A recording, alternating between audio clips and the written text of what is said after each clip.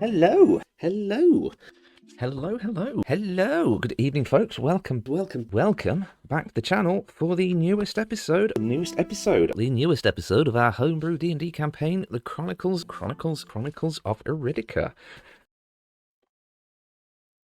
Hello, folks. Welcome into the channel. That was supposed to be our usual intro video, but I pressed the wrong button on the stream deck, so that's just how things go sometimes.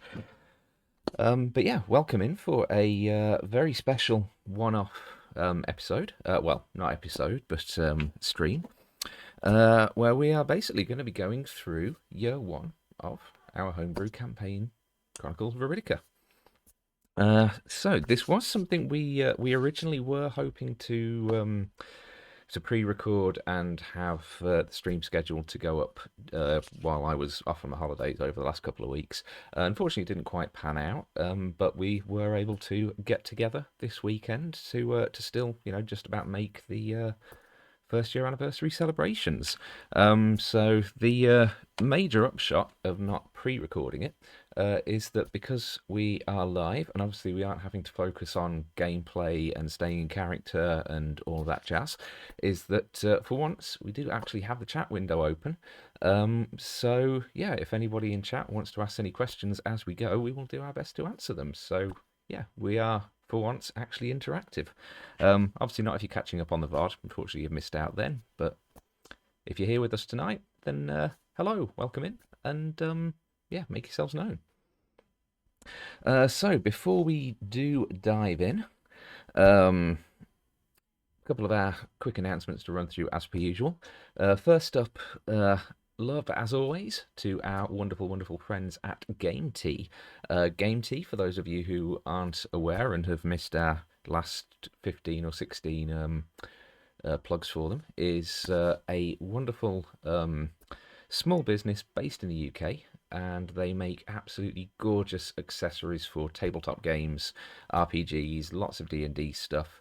They make dice bags, clothing, accessories, leather goods, all kinds of wonderful stuff, and they've got things which suit any budget. We absolutely adore their stuff, and we're proud to be part of their ambassador network. So if you do want to check them out, go to gametea.co.uk/Iridica, or if you use the code Iridica at checkout, then you can get a nice little 5% off, which is lovely. So go show them some love. And even though we only just had the intro music this evening, still going to give a shout out to Tabletop Audio. They are usually the providers of our background ambience. We won't be having any background music running tonight because it is just purely a discussion evening. But go show them some love anyway. So tabletopaudio.com if you want any background music for your home games yourselves. It's wonderful stuff. Yeah, and as always, if you do enjoy our stream, hello, ugly good, ugly good bad, ugly bad good. Hello. See, we can talk to you this evening. Isn't this exciting? Completely thrown my train of thought. There we go. So as usual, if you do enjoy our streams and you want to keep up with the campaign, then all of our socials are listed in the descriptions down below, and great place to start is the Discord, because in there we have got detailed session recaps, we have got world lore, we've got visual aids including like the maps of where we've been to so far, deck layout of the Twilight Endeavour, all sorts of wonderful little stuff to help you get acclimatized to the wonderful world that we are living in. So yeah, go check those out, or don't, either way. It makes feel all warm and fuzzy inside if you do, but yay. Anyway, see, this is what happens when I don't have a written introduction planned. I'm just babbling now. So, while I'm just procrastinating to try and buy more time till Sarah gets to the table, the reason of doing this is, first of all, obviously this session just gone last Saturday was our 1-year campaign anniversary, which was a really big deal for us. We were very excited by it. But one of the things that's always difficult about getting caught up with an actual play stream is obviously when the campaign gets a bit of momentum going, it's, have you got the time to get caught up? Have you got the time to go back to episode 1? So we kind of thought a 1-year mark was a really good place to do a one-off special, just talking through everything that's happened so far, just as a nice kind of little summary for if anybody wants to jump in at this point, they can just watch this one episode and see everything that's happened, and then if they do like the sound of it, they can go back and catch up. But the other side of things as well is obviously this did start off as an off-stream game, and we ran the first 9 sessions of the campaign off-stream. It was only session 10 where we hopped online, and we have made reference in the past to events that happened in those streams, in those games, not streams. It's like the bloody Panda Parrot thing all over again. We've made reference to things like the Marrow Reavers pirates and meeting Cyrena Vortex on the Leviathan's Grasp. Sparrow's made reference to her meeting with the halfling cartographer Cassia. There's events like the occurrences that went on at the Nexus Laboratory, which was actually our first session of the campaign, which we're about to be picking up the job to go and check out there because contact's been lost. And there's all of these events which we've completely played through and will make references to, but there's no real details available to you guys unless you go trawling back through those session recaps. So part of the point of this is to have something there on video for you guys to enjoy and catch up on about the events of the campaign before the stream, which I thought would be quite nice. And then the other thing as well, because we don't just want to sit here just narrating events that have happened for the last year, is we're just going to have like a little bit of a chit chat between ourselves, talk about like anecdotes of gameplay stuff, talking about things which have kind of like stuck with us, and so basically some of our favourite moments from throughout the game. So yeah, so that is where we are. So now we play the waiting game.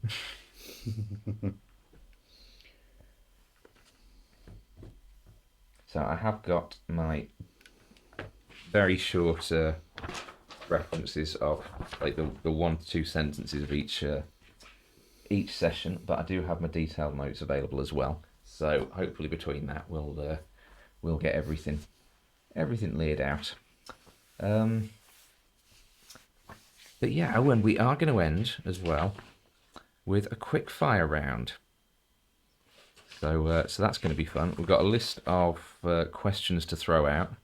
They are numbered 1 to 10, so it's going to be a case of roll a d10 and answer a question as quick as you can.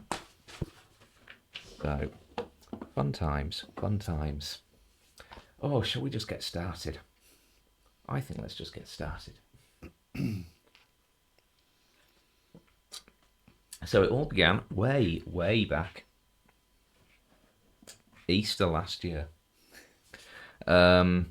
So our first session, that was back when it was a Daggerheart campaign. Oh boy. Yes. We're not gonna do a detailed rundown on these are the things we liked about Daggerheart. These are the things we didn't like about Daggerheart. We're not doing a Daggerheart critique, but we will just say that we did get a few sessions through on Daggerheart and decided it was not the system for us.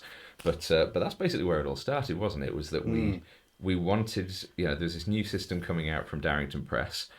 We wanted to see what it's like, and we just decided, but Easter weekend, it's like we're all available. Let's have a go and let's see how it plays out. And I just got the one Roll and Play Press's One Shot Wonders book.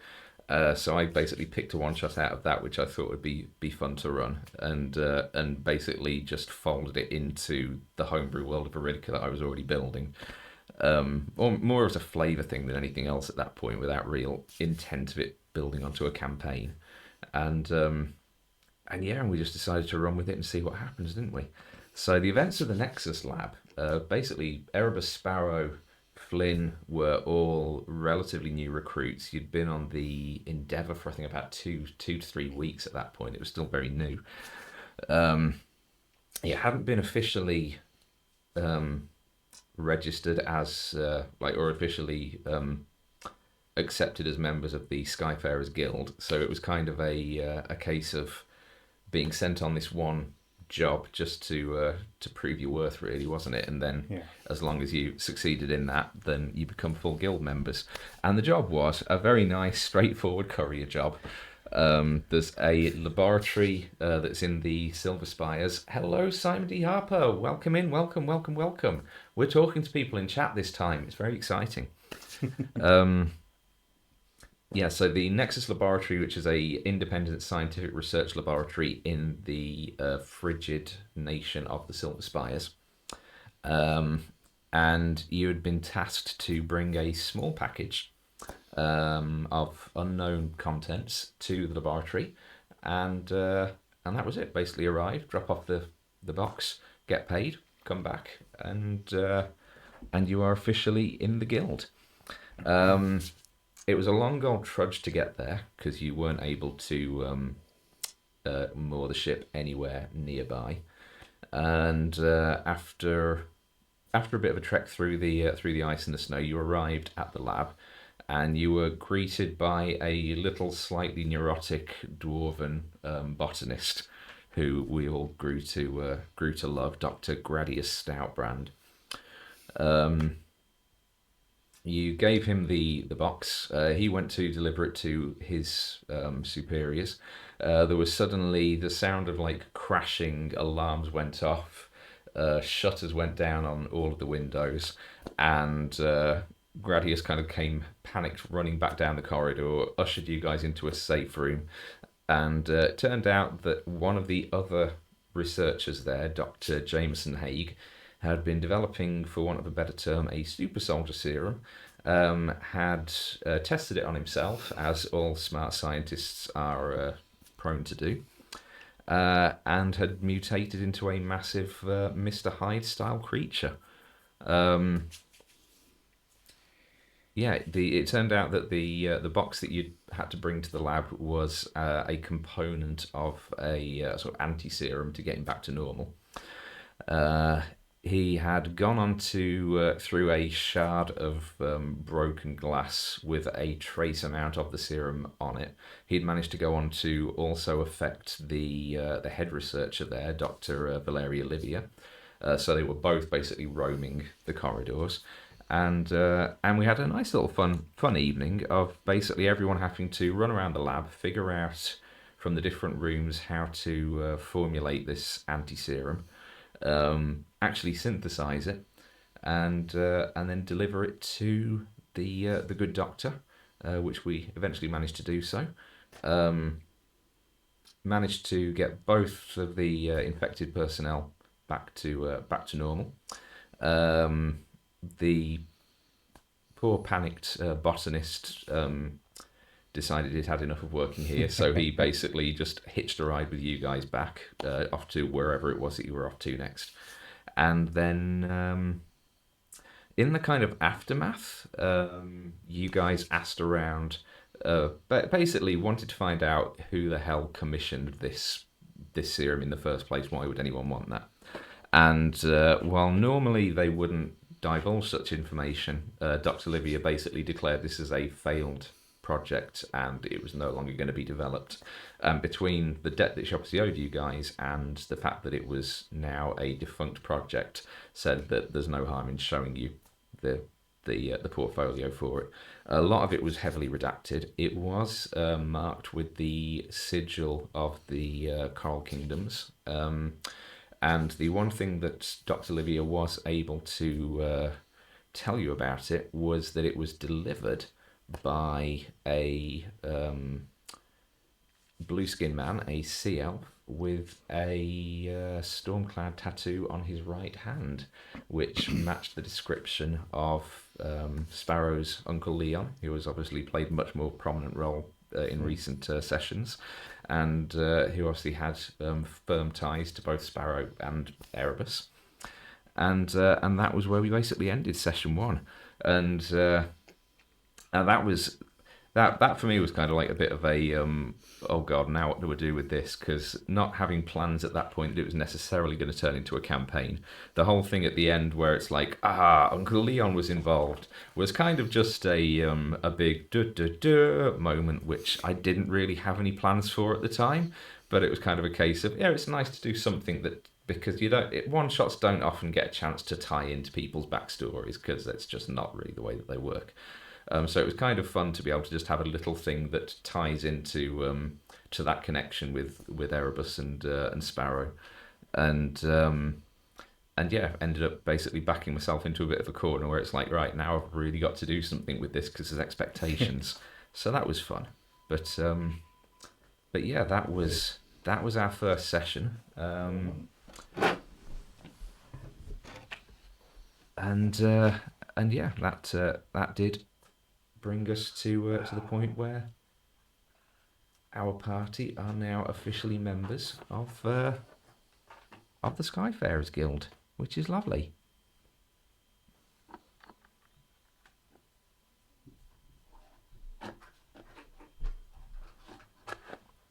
Technical stuff's going on, gang. Just hold fire. That's okay. It's sorted. Yeah. So, session 1 highlights. Yeah. I mean, for me, one of the most like standout moments of that, purely because it was kind of such a I don't know what to do now thing was, and this was one of the times that we found a bit of an issue with Daggerheart, was I really like the way that because of the nature of the way that Daggerheart doesn't have initiative order, you can sort of very easily drop in, drop out very fluidly. It made sneaking around the Nexus lab, trying to avoid or lure away the abomination, like a really good fluid process. But the moment that just sticks with me was when you'd kind of come up with this plan to try and trap him in a room down the corridor, and Erebus did this really awesome moment where he's like, yeah, I'm gonna head down there. Everyone else like barricades all the other doors either side of the corridor, and then you're like, okay, so does he follow me? And I'm like looking through the rules, and it's like, I'm not allowed to take a turn, so because it's like because the DM can't do anything until but yeah, because the fact that the DM can't do anything until the players are actually making dice rolls, we ended up in a bit of a situation where we weren't able to lure the creature down the corridor because of the fact that that the DM wasn't allowed to activate yet. So that was fun times. Sorry,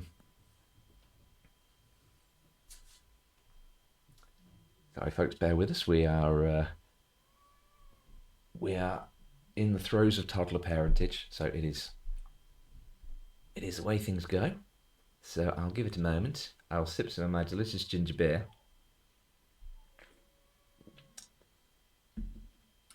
So yeah, so we did have some wonderful moments come out of that first episode. It's the traumatized botanist is a bit of a sort of table favourite character. We do love poor Dr. Stoutbrand. Guessing the next Critical Role campaign will be a Daggerheart one. Yeah, I'm assuming that. Which I'm really curious how they're gonna get on with that. So I say we didn't particularly find that Daggerheart really gelled well with our play style. To be fair, because we were in, and this was something we did say at the time, was because we were in the beta test. Obviously, nobody with D&D, no one plays every single rule. You know, everyone has their house rules of things that they tweak, things that they leave out. I'd imagine, especially at the moment, people are using like things that they like from 2024 and things they like from 2014 and everything. But because of the fact that we were in the beta test, and like part of beta testing is reporting back on the things which work, the things which don't work, we were playing every single rule in the book, rules as written. But yeah, we are really curious to see like how the Critical Role team actually run a campaign in this system, which is, you know, it's their baby basically. So I didn't I wasn't overly enamored with Daggerheart, but just because we didn't get on with it doesn't mean no one else will. And like I say, seeing a bunch of professionals who know the ins and outs of the system running it, I will be interested. Plus, it's Critical Role. We love them.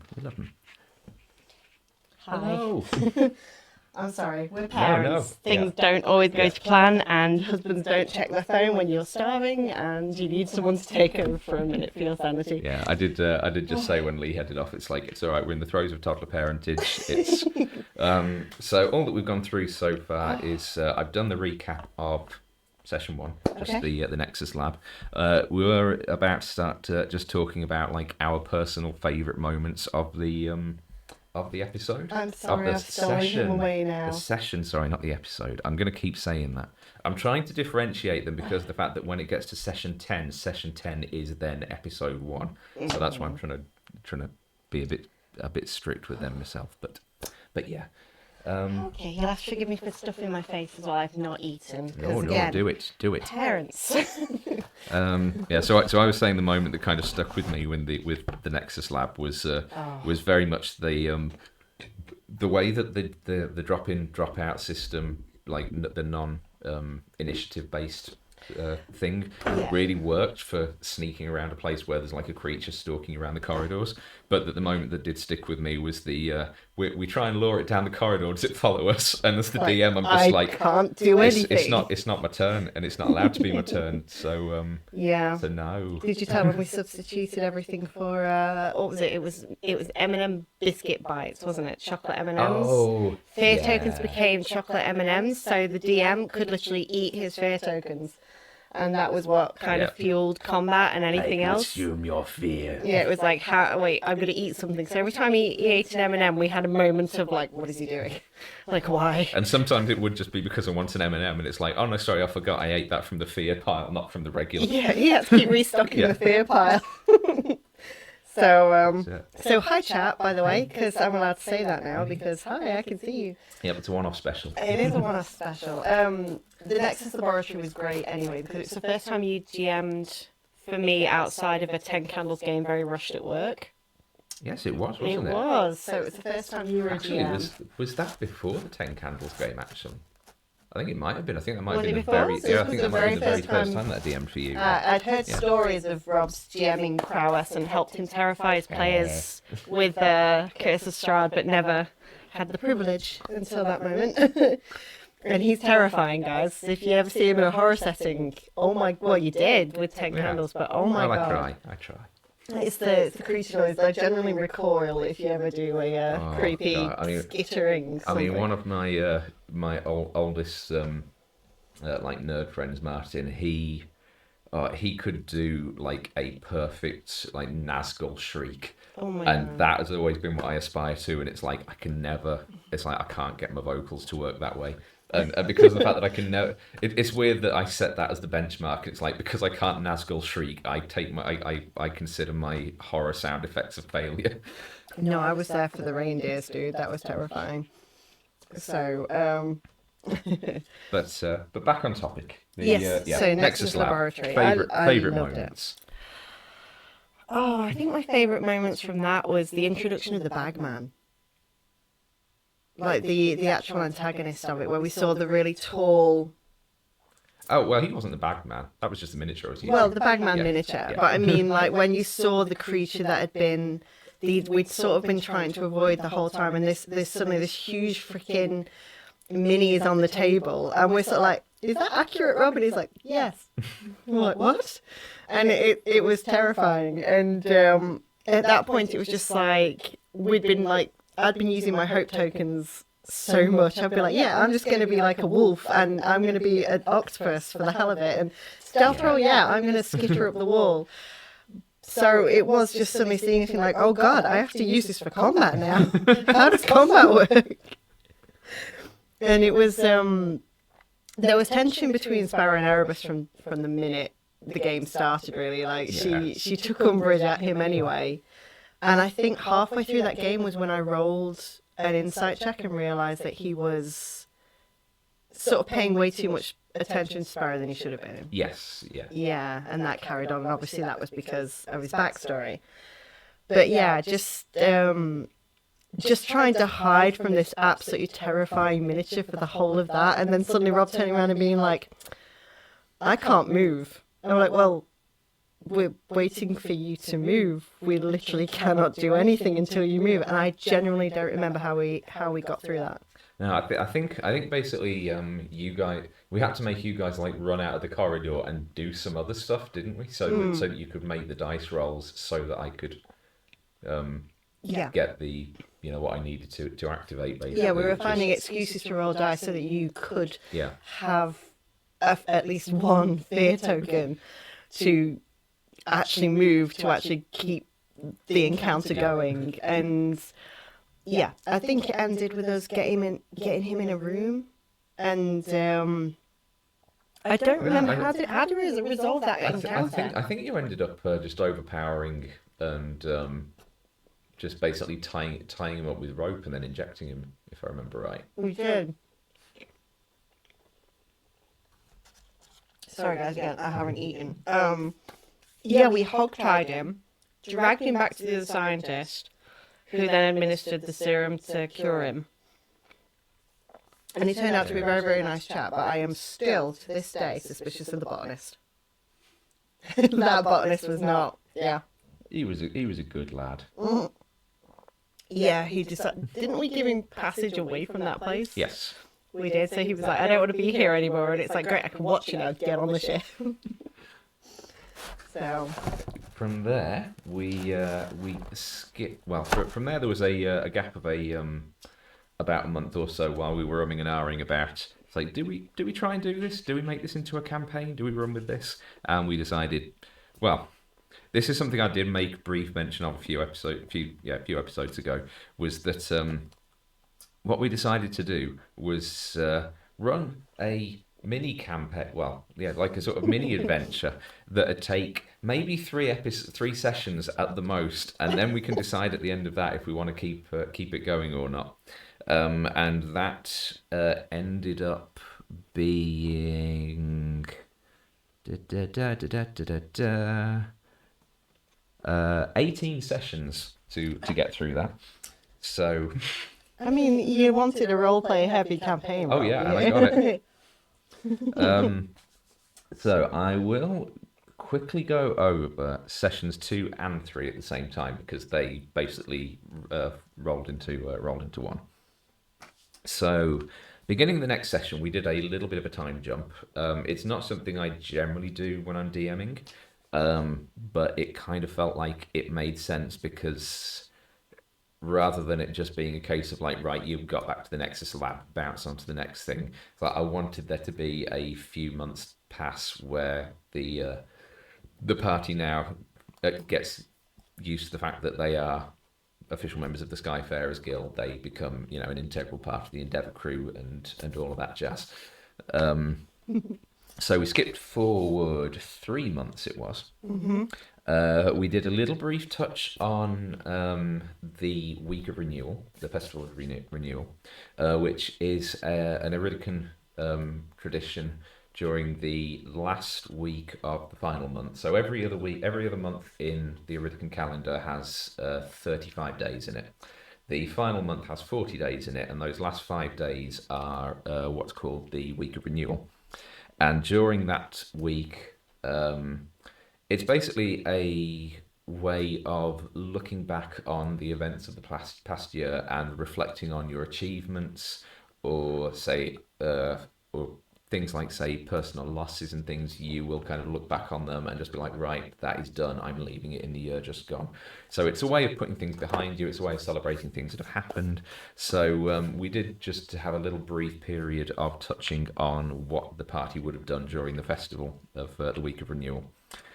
Flynn shaved a questionable moustache that he'd been growing. Yeah. There was. Oh my god, I've forgotten about that. There was a really nice little sort of bonding moment, wasn't there, with Sparrow and Erebus, because she carved something for him, didn't she? Yeah, it's his first present he ever got. I carved him a I think it was a little figurine of himself, wasn't it, or something? I don't remember. It was a little figure, and she gave it to him, and she basically said, "Look, you're shady as fuck. I know you're not being entirely honest with me about stuff, but you're part of my crew, and a crew is a family, so here you go." Like, it was generally like, I want you to be part of this family, and gave that to him. She wants to if she knew. Yeah, but yeah. So, hindsight's 20/20 and all that. It is, but So, yeah. That's why she stabbed him, folks. She gave him all the chances in the world and thought he was going to be a really nice, member of the crew, and really nice to her and everything. But the whole time he was a fucking spy. And Yeah, he was. and a murderer.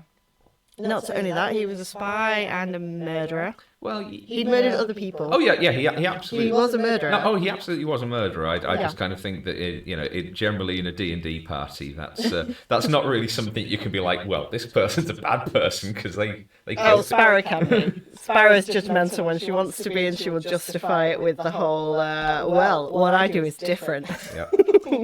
What I do is noble, and what you've been doing is obviously the worst possible bullshit you can possibly do. Nobly handing over the blood of innocent people to Archfey. Yeah. Anyway, that comes later. It does. So, so a month on from the week of renewal, we basically rejoined the crew at a very small village called Skyhaven that exists in the basically aeronautical superpower that is Iridica.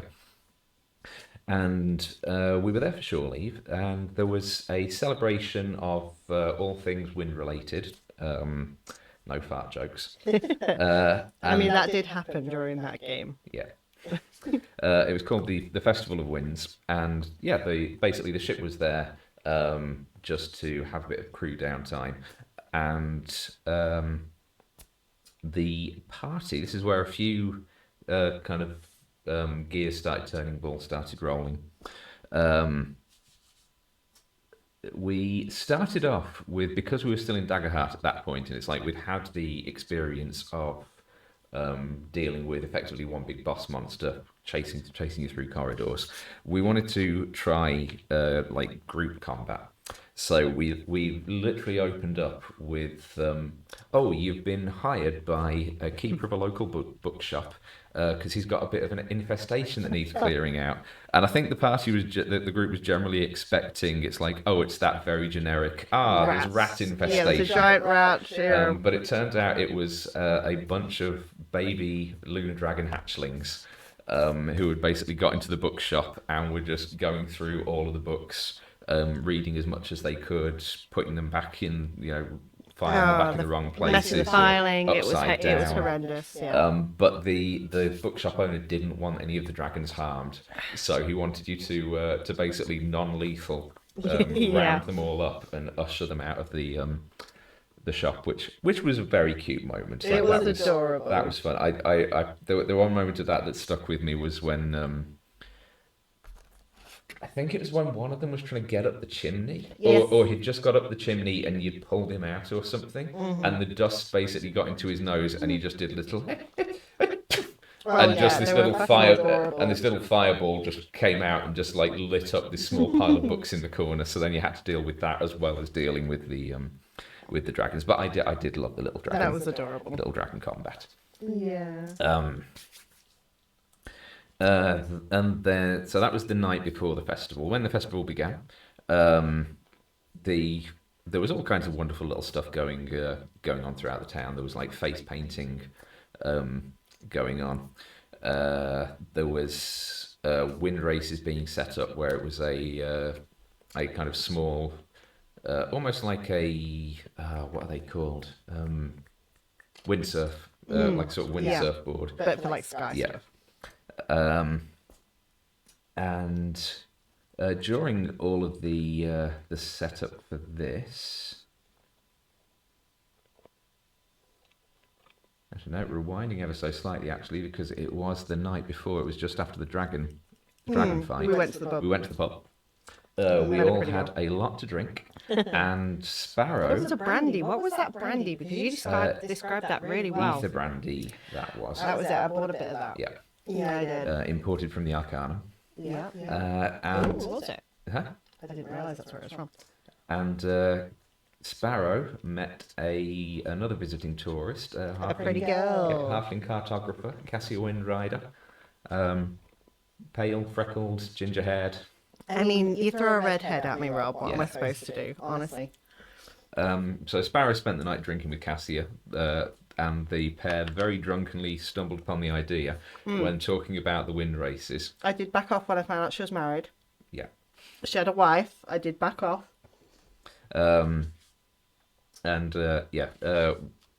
well, when very drunk, you did hit on the idea of instead of waiting the next morning to compete in the wind races, let's just go out. Let's just go out and do it We're just now. gonna go grab one of those No one's and gonna stop us. It'll be fine. It'll be fun. It'll be great. So we went out and stole a couple of sky gliders. Cassia was so drunk she didn't even manage to get hers off the ground, and she just ended up basically turtling on her back, just completely immobilized. Sparrow managed to get as far as like, what was it, like the second ring or something? Yeah, I like got through that? the second ring and then I fell off. Yeah, and then what didn't like the third one? It hit you on the Yeah, head. no, and I you got a just basically concussion. boom, boom, boom, boom, boom. Yeah. And you were caught midair by your first encounter with one of the Aerolithican Sky Knights. Oh, and he was an arsehole. You never spoke to that one. You don't know anything about him. He was the guy who killed this pirate in front of me later on the next day. That Was he not? That was the third. That was the other one. Oh, okay. I think I just assumed they were all assholes after a point. No. But yeah, he saved Sparrow and didn't say a word, and I don't know, he was alright. I suppose he stopped me from falling down a cliff. But yeah. Yeah, but Sparrow was all like stars in her eyes, like, oh my god, I just met a Sky Knight. This is great. They can ride dragons. And yeah, no, they're assholes. Well, not all of them. Okay, Orion's an asshole. Yeah. Yeah, Orion's an asshole. Lyra's okay. Lyra's okay once you get her drunk. So next morning, we headed up around town, partook in the festival. There was face painting. The face painting was amazing. I loved that so much. Erebus went out and bought gifts for everyone, and then kind of secreted them around the ship and didn't actually tell anyone that they were from him. That is the most Erebus thing ever. Yeah. It was perfect. Then he expected people to know later on. He was like, "Well, I got everyone gifts," and it's like nobody knew. And then this is where things start to get interesting,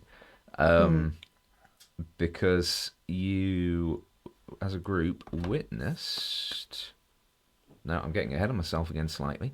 During the festival, there was a pirate attack. There was a pirate attack on the town. And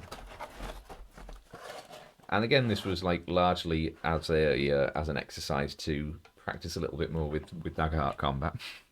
But we had a small group of pirates land on one of Skyhaven's upper islands, which the party went to deal with, while the two Sky Knights, along with the third on the larger dragon, who all turned up together, they went and dealt with the ship, which they did manage to handle fairly mercilessly. Speaking of which, you guys absolutely made mincemeat of the of the pirates. Well, I had that. I had the Daggerheart thing where I could do a D20's worth of fire damage. It was ridiculous. We were what level equivalent to a level 4? Oh yeah, we were level 1 of Daggerheart, but I think we said it was like equivalent to a level 4. Yeah. Oh no, you were level 2, weren't you? Because you leveled up. You leveled up to level 2 at the end of the Nexus lab. So you were level 2, which we kind of assumed was the equivalent of level 4 because of the fact that Daggerheart has 10 levels and D&D has 20. So we may be wrong on that, but we just went by the assumption that it was 2 to 1 basically, didn't we? Yeah, and we did. I had something called Flame Charge. And yeah, it was a D20 worth of fire damage.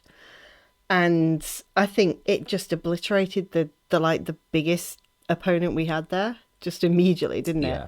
And it kept on doing fire damage. Like once you'd hit them, it almost created like a vortex that was around them. It was and like a chain effect, wasn't it? Yeah, it was something like it should have been like you'd imagine that to be like an epic level spell. Like it was beyond fireball. It was ridiculous. And they don't have a whole hell of a lot of hit points in Daggerheart. Ooh. So he went down. Yeah. He went down easily. And it gave us a bit of false confidence, which is why Sparrow died basically later on, wasn't it? But yeah, and it ended up being the reason why, because frequently throughout the campaign, when the mention of like the ethics of the Sky Knights have come up, and it's not just the ethics of the Sky Knights, but also like pirates as well. Yeah. And Yeah. there's been the whole thing. It's like, oh well, if they're just pirates because they can't afford to eat and Yeah. things, stealing food to survive and all that. And that entire thing basically stemmed from the fact that those pirates were such a pushover that I just kind of put in a throwaway line at the end of it. That it's like, oh yeah, they were all like scrawny and emaciated. Yeah, the words And you used were malnourished, and that's Yeah. what got it in my head that, oh no, these guys can't eat. These guys are so hard done by. They were just after food. These are basically homeless people that need help, and no one is helping them. And Sparrow took umbrage. Yeah. Sparrow very much took umbrage because she started out this whole thing being very hero and noble. Like, there was a very, very strong, like, you are a good person. If you are a hero, you absolutely help people. You don't unnecessarily murder people. And that means that, oh, okay, I'm going to leave one of these pirates alive because all the others are dead. So this guy is mine to spare. And she thought that was a good thing. Like, he's going to get a trial. They're going to find out what actually was happening. He'll get, like, a sentence that is fair. And, she had these very delusional ideas of what justice was. And the minute she went back and said, look, we've like the Skylight's landed, and she's like, yeah, I've got this prisoner here and all this, and they literally didn't say a word to her, just immediately murdered him. Yep. Just right in front of her, and she was not happy. Like, very much not happy. That was like, these were the people who she'd heard stories about. These are the, this is what you aspire to be, the greatest, like, justice keepers in the world, and they ride dragons, so why the fuck not? So they are automatically awesome. Yeah, they are automatically amazing, and that was the first slap in the face reality check Sparrow got. That was the first of many, but that was the first time the real world hit her in the face a little bit, which she needed. So from there, we went back down to the tavern. On the way, Flynn decided he was going to go and try chatting up one of the Sky Knights. Oh yeah. He was trying to be all impressive and like, hey, look, I'm a powerful wizard. And basically decided to try doing the Daggerheart equivalent of ascending straight into her head to just be like, hi, I'm Flynn, look at how cool I am. And just basically had like a fucking aneurysm. Yeah, and just sort of staggered away with blood pouring from everywhere. So that led to the very first confrontation between Sparrow and Lyra. Yeah, it did, because she came to the ship to apologise, didn't she? And I was like, No. Oh no, wait. Yeah. No, that was, me going, what the fuck did you just do to my brother? Like, he was trying to be nice and send you a message. Yeah. He just wanted to say hi and you just fucked him up. What is wrong with you? Yeah. I think like pretty much all that she said was like, I didn't. She just kind of like laughed a little bit and was just like, I didn't do anything to him. Yeah, she did. She was really shitty about it, actually. Yeah, she was really like, well, his own fault or something like that, basically. wasn't she? Yeah. She's just like, well, who the fuck sends to someone they don't know? And it's like, oh, Sparrow wanted to, that was not the thing to say. So then we did all storm off to the tavern. Yeah, we did. And then this is where things start to get interesting now. Is Captain the previous captain of the ship, Captain Stormwind, was in there. Yep. Talking to a strange young woman, blue-skinned, green-haired. Mysterious and alluring. Yeah, mysterious and alluring water genasi. Mm-hmm. Who Sparrow did go over and attempt to make conversation with. I did. And she did try and say hello and introduce herself, and Stormy just immediately cut her off. Yeah. Which, to be fair, if he'd just been friendly from the get-go, that was not like... but that's not his way. I know, It's just not who he is. But immediately, like, no, you're not allowed to talk to this girl. Like, she's not allowed to talk to you, you're not allowed to talk to her. It was kind of like a, why? But she's pretty and mysterious, and what the fuck is wrong with you? That's all that matters, right? I mean, it was at that point. Yeah, it was. She just tried Cassia, and Cassia had gone, yeah, but I've got a wife, and she'd gone, damn it. So, yeah. Plus, she just had the problem with the Sky Knights, so she needed a little bit of a happy moment, and just saying hi to someone who clearly knew the captain was, yeah. Yeah, he kind of scuppered himself at that point. And he basically sent to get the party off his back. He basically sent him off to Highfield's Mystical Marvels, where the dwarven artificer Amber Highfield had a job for them. So you took a little trip off to Amber's. There's a little shop full of wondrous items of her own design, items of arcane artifice, including a cloak that could transform into any outfit.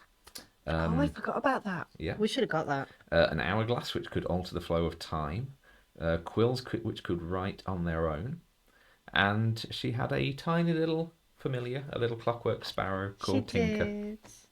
She did. I wish I'd taken that. I think I asked how much that was. I don't think you did, because, or if you did, it wasn't for sale, because that's like literally her little companion. It wasn't. I'm very amused right now because I'm watching a monitor, and if you've ever seen a parent try to get out of a toddler's room, like the stealth rolls going on this monitor are actually quite impressive. Like at this point he's rolling around the room, just sort of trying vaguely to get towards the door.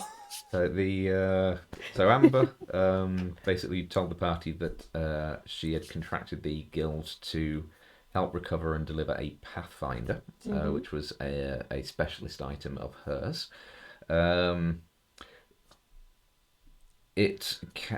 So Pathfinders, they're sort of compass-like devices which carry a short-term enchantment, and they guide the bearer to a particular object. This one had been lost somewhere in the tempestuous deep, a treacherous area of ocean deep beneath the Storm Rift Valley, and when recovered, it needed to be delivered to the Draconic Courier's Ink Depot in the town of Frostholm for the attention of Galen Alderwood. And in return, I've got in here, so yeah, again, a reminder of the Daggerheart days. In return, she promised the payment for the crew was 1 chest of gold. Oh, yeah. Which we ended up changing to 2,000 gold pieces. Yeah, that was a really obscure thing they did, wasn't it? Where you didn't get a number of money, you got a handful of gold, a bag of gold, and a chest of gold. There was coins, handfuls, I think like pouches, bags, sacks, and and they figured it out at a later date where they changed it, didn't they? But I think for the first iteration, really. They still kept it the same. They just assigned numerical values to what each of those were, which kind of defeated the object a little bit, because then you might as well have kept it as copper, silver, gold, etc. But yeah, the crew reunited at the Twilight Endeavour. We had a day at the wind races, with Erebus actually becoming the champion of the winds. He beat Sparrow. That was probably my favourite moment actually of the festival, because the fact that was basically heavily based on a homebrew extension somebody put on DM's Guild for the Dragonfly races at the Witchlight Carnival in Wild Beyond the Witchlight, and it's something I'd been looking forward to running for so long, and that this was kind of my and again it had to be tweaked a little bit because we were running it in Daggerheart instead of 5e, but I thought we ended up making a decent version of it. It was fun, and it that was came good. so close, so down to the wire, and it was that was wonderful. That was Sparrow versus Erebus, and that was the second loss she had that day. Like, you got to understand, Sparrow went there and she was being treated like a hero. It's everything she ever dreamed of. It's probably one of the first real things that they'd done as crew on the Endeavour. And she just wanted to be the big damn hero all the time. And Erebus was this, awkward, annoying person. And he beat her. And she was not impressed. Yeah, and it was so close as well, It wasn't it? And her being an heir, sort of like having the elemental side of things, the fact that Erebus beat her in her elements as well was very, very. She took that personal. Yeah. She really took that personal. So. So at the end of the day, the crew got back on board the ship and set sail. The water genasi woman, who obviously turned out to be marrying, boarded the ship with Captain Stormwind, and she was escorted into his cabin and Never seen again. Yes, basically stayed in there. Yeah. The ship set sail with a bit of a crew, gathering, because of the fact that it was a big event at the Festival of the Winds to have a sky ship there. And Sparrow did notice Cassia waving goodbye with blood on her hands. Yeah. Which to this day, I still don't know what that's about. I want to know so bad what that was about. That was... Yeah, I want to know so bad who she was, why she was there, what she was doing, and why, like, whose blood was that? Whose blood was that? Was that her blood? Was that... was she... my brain now that I know Erebus's backstory a little bit, is like, is she a Crimson Eclipse person? Because the other side of it as well, from Sparrow's POV as well now, is Marin was on that ship with Cassia. Marin's in the Crimson Eclipse. I don't know, because Marin is still very elusive with what she tells me. So it's like, she was on the ship with Cassia. She's not really mentioned Cassia.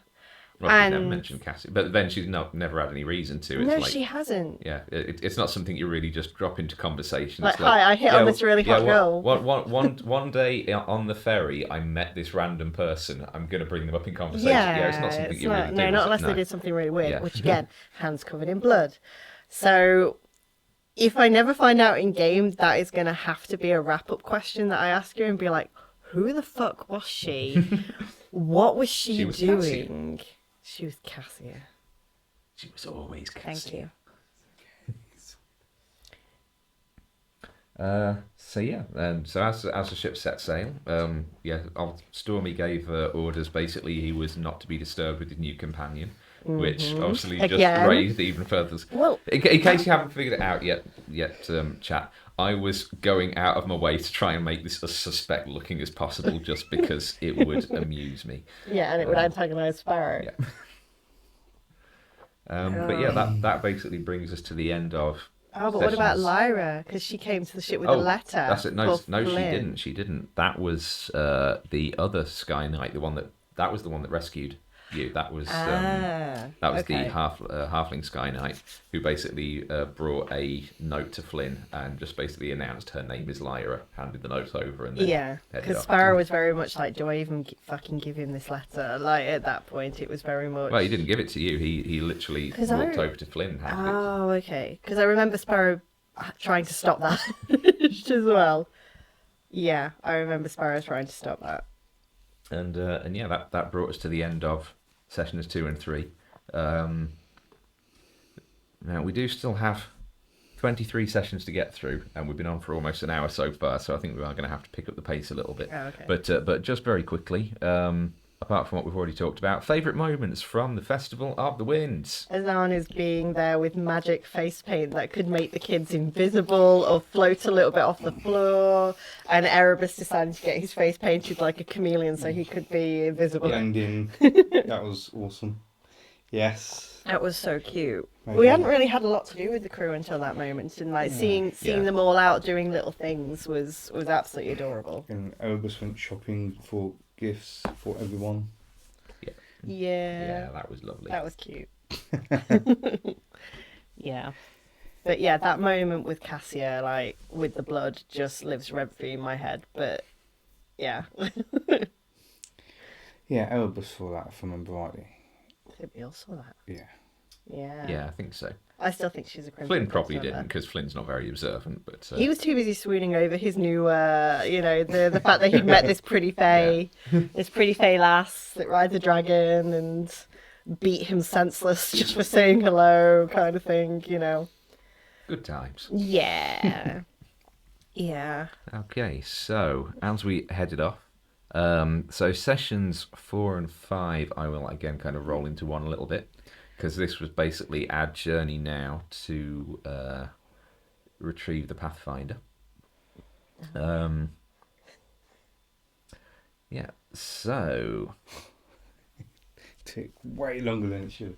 Well, I just remember Sparrow just trying everything she could just to get into that fucking cabin. Yeah. So it started with with basically Sparrow. Well, it started with Erebus distributing his gifts around, and then just sneakily, just stealthing off so that nobody knew that where they came from.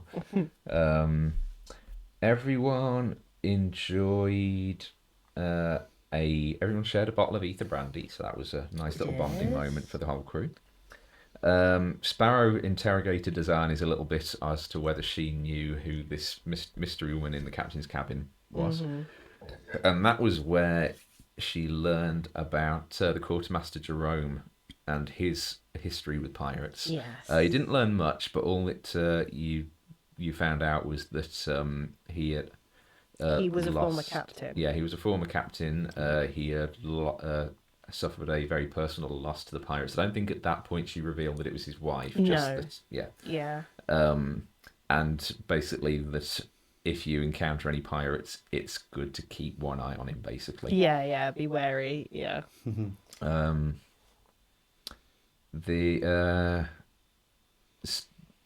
Azanis told Sparrow that the captain had asked her to make up a large amount of healing tincture for the new guest.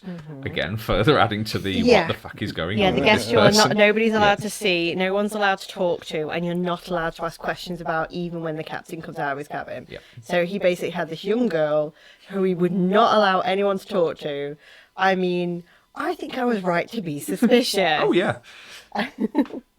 I mean, that kind of made it all the juicier when it didn't kind of come to anything, but...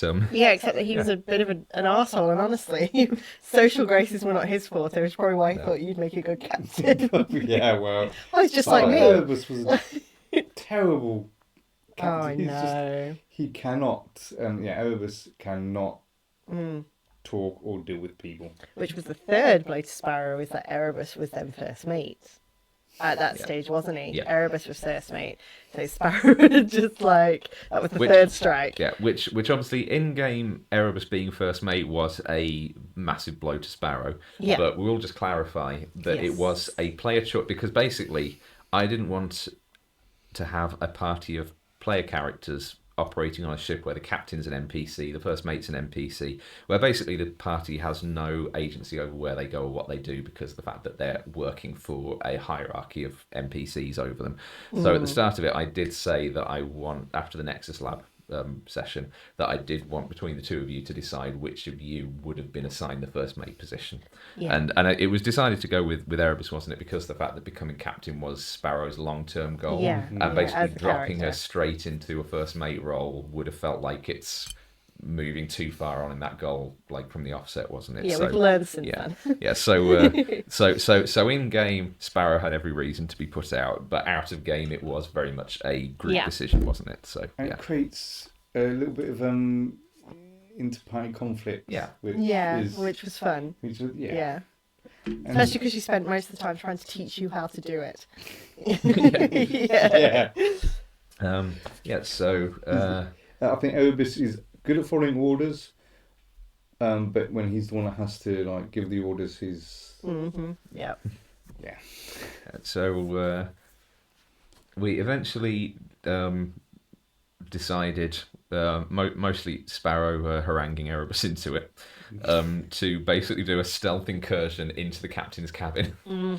To Was that before or after I said I'd deliver the tinctures? And there was blood all over the floor. oh yeah, no, it was Yeah, because when Azanis said that I've got all these ointments, and I said, oh, I'll deliver them for you to have an excuse to go into the captain's cabin. Barge in or something. yes, Yeah, and there was blood all over the floor. And Marion was there with a bloody blanket over her back, like at a desk looking at some papers. Yeah. And I was just like, what the fuck is going on in this room? Yeah, so she'd basically got like a white sheet over her shoulders, which was soaked through. Yeah. And but the thing that was kind of a little bit that was meant to be there as okay, this obviously doesn't look good, but there's something that doesn't quite look as it seems, because it's not like there was blood spattered all over the room, was it? There was a very isolated pool of blood in one spot in the which is middle of obviously the where floor. she was standing. Yeah. So we've got all this sketchy shit going on. The captain refusing anyone to have any contact, locking this girl away in his cabin, and no one's allowed to see her, talk to her, do anything about it. And then suddenly I walk in and there's a pool of blood on the floor. and I'm handing him like tinctures of like healing balm. It's like, wait, this is a thing that is obvious. What are you doing to this girl? Like, and I think I went to you, and I was like, are there any spells that mean you have to do blood? Like, is there anything is he sacrificing this girl slowly? What is happening? Yeah. Yeah, and I think that was when Sparrow was like, I have to know who she is and what is going on. And I think I did confront him a little bit at that point, where I was like, what? And he was like, no, it's fine. And she was like, no, seriously, what is happening in this room? And he basically pulled rank, didn't he? Yeah. And basically told me, it's none of your business, get out. Basically, yeah. Basically. And I was like, wait, no, this is my business. But how Sparrow didn't get kicked off that ship immediately, I do not know. Plot armor. The answer is plot armor. Yeah, okay, great, yeah. So yeah, I said to you, I need you to shadow on in there at night. Yeah. So Like, it's nighttime, get yourself in that cabin and let me know what you see, basically, is how it went down, wasn't it? yeah, I think he infiltrated okay. I think Yeah. there was a roll that I did mess up. You know, I rolled low on something. Well, if I remember, right, if we're thinking of the same thing, because I was going to bring it up as one of those wonderful moments where like the dice are just, you know, telling the story, was because Erebus bamfed in, and I remember he was being very stealthy. And what's weird though is I remember this being D20 rolls. Whereas, oh yeah, that's right. I was going to say I remember this being D20 rolls, even though you roll 2 D12s in Daggerheart. But then I remembered that the DM rolls a D20, the players roll 2 D12s. Yeah, so that's why. yeah. And I had to roll basically a perception check for both Stormwind and Marin because they were both asleep, and they both rolled natural 20s. And I remember being like, you know, gently picking up the dice tray so as not to nudge anything. And it's like, I'm not taking the piss. Yeah, But look what's at this. Yeah. Yeah, so I remember Erebus not so much fucking up as more just like the dice was so in the DM's Yeah. favour at that Yeah, point. that's So, right. yeah. Yeah. But that was I mean, the it other was- weird thing about the situation as well, because Marin was in the captain's bed Yeah, and he Stormwind was in a basically, hammock. So that made it even weirder. But you got caught by the dragon. Yeah. You got caught by the dragon. Stormwind's pet Luna Dragon just happened to have shown up, didn't she? Yeah. And she didn't like us. She didn't like you, No. She didn't like anyone on the crew apart from Stormwind. apart from the captain. Okay. Yeah, it probably made it worse that Erebus was snooping around. Yeah. Yeah. What the fuck are you doing in there? Yeah, you had to explain yourself to a Luna Dragon. That was a bit. Yeah. Yeah, so the next day, still not really any the wiser about what was going on with Marin. Well, I'd say the next day, we basically just yada-yadded over the course of the next couple of days as the ship moved on. And then we came across a shipwreck. Yeah. Oh, mind you, but I do remember Stormwind saying to you, it's okay, I know this is shit that Sparrow probably put you up to. Like, Yeah. he knew. He absolutely clocked it. And he was like, I'm sure Sparrow put you up to this, so you're not going to get in trouble. Like, It was like, yeah, okay. yeah.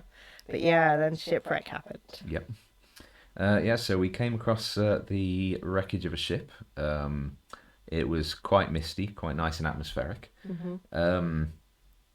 And yeah, you found traces around this ship of around this wreckage. You found a nameplate said the Lady Genevieve. You found a chest which you managed to sort of pull in, which contained just like bits and pieces which sort of implied that there were passengers, like families, Yeah, there were on toys board. and stuff, Yeah. weren't they? Yeah. You heard a voice calling out for help from out the mists, which Sparrow went into Sparrow form and flew out. And before you could get to it, the calling stopped, and you arrived at a basically freshly killed Yeah, corpse, just like sort the of chap clinging. open. Yeah, it was like yeah, clinging onto the like the crow's nest that was just sort of floating. And then we got attacked by a rock. Yeah. Oh, it was so pretty, guys. It Yeah. was so pretty. The mini, the light glowed through little fire bits in its wings, and it was the best. Yeah, it was. If anybody is interested, it was the Ember Rock miniature from the WizKids Critical Role range. And yeah, it's got like the translucent orange segments in the wings and everything. It's glowed. gorgeous. It's It was gorgeous. stunning. Yeah. So I think when the DM says rocks fall and everybody dies, it's not like boulder rocks. It's them sort of rocks. rocks. Yeah. It's like, but not in Daggerheart. No.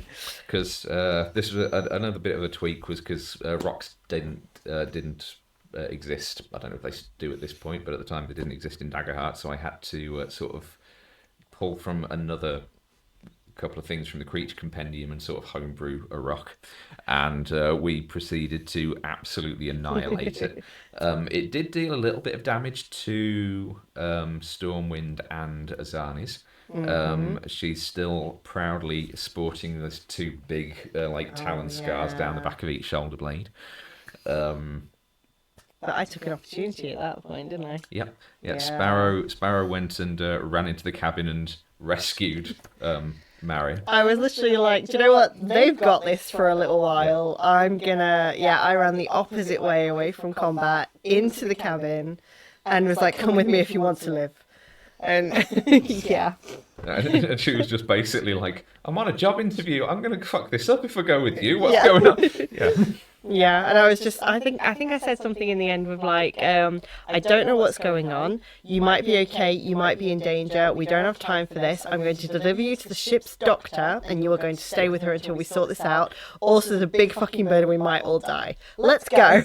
Although, if I remember right, when you ran out of the cabin with her, because of the fact that Azanis was dealing with the captain who'd been injured at the front, you basically went, okay, that's not going to work out, and just threw her at Rahija. I didn't did. You? I was like, We're Rahija, yeah, deal with Rahija, she's your problem now, and then just Yep. run off. Yeah, I don't think I even knew her name at that stage, did I? No. I didn't even know her name. So yeah, I was just like, damsel in distress, go to other pretty girl. I'm gonna go kill that.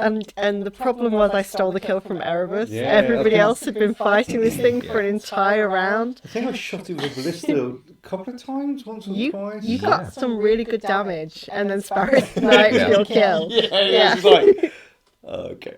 Sparrow was like, wait. All right, it's nearly dead. Go. Yeah. No, I basically did the thing where it's just like, I'm going to get all the XP if I do this right now. And she did it in a really cool way, though. Like, I literally beheaded it from above. Yeah. With, that wasn't dual awesome. swords, beheaded it from above. And, was like, aren't you all so glad I was here to save you? And, I think, I don't know if it was even Erebus, I think this might have just been Lee, just going, I was going to kill that. And I'm like, yeah, well. That's what happens, Did all the hard work. You did. I just waited for you to do all the hard work, and then I sniped the kill. At that point, though, the captain was down, the healer was down. It actually got pretty dicey. So, yeah.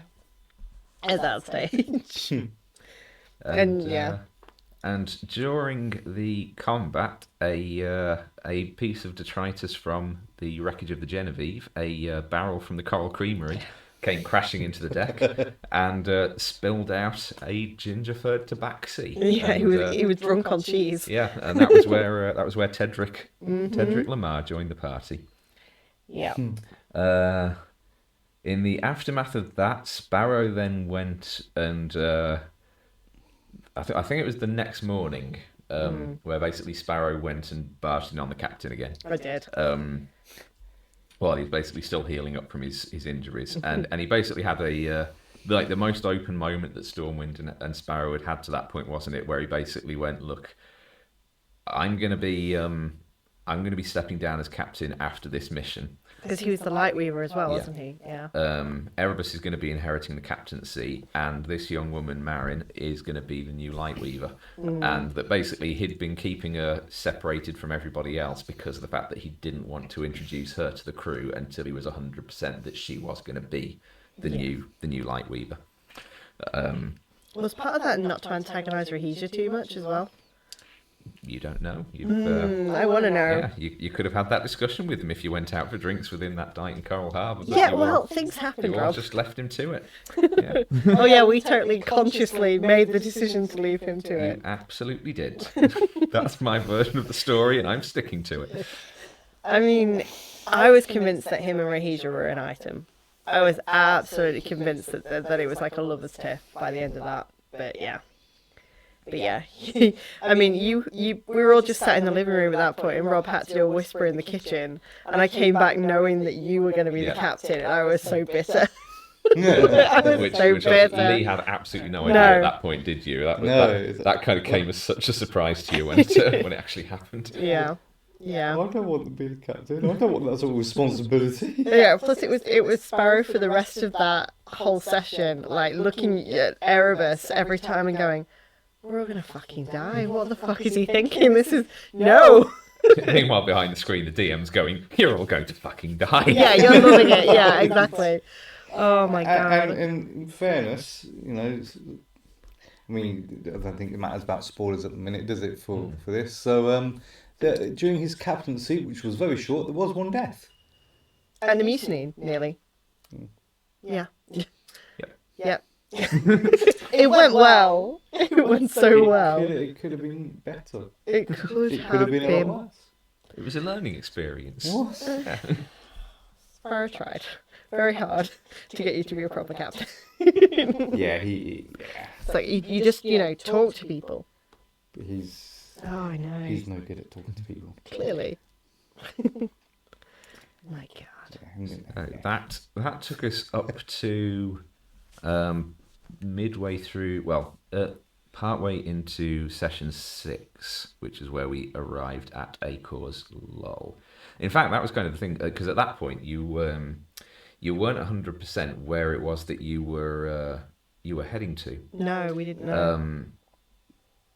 And it was basically after that encounter where Stormwind was basically like, okay, this is who Marin is, that when you asked about, okay, where actually are we heading, that Stormwind actually kind of gave Marin a chance to sort of prove herself, didn't he? Because he was like, okay, this is where the Pathfinder is. Marin, where do we need to go? And she basically had a minute of studying the charts and everything, and she's the one who basically said, well, okay, we can't fly into the Serpent's Teeth. There's nowhere to land around there to like sail in. So best place to do is to head to the settlement of Acor's Lull, and then charter a salvage vessel from there to sail in. So that's where we were heading off to. Oh my God, I just remembered the bartender.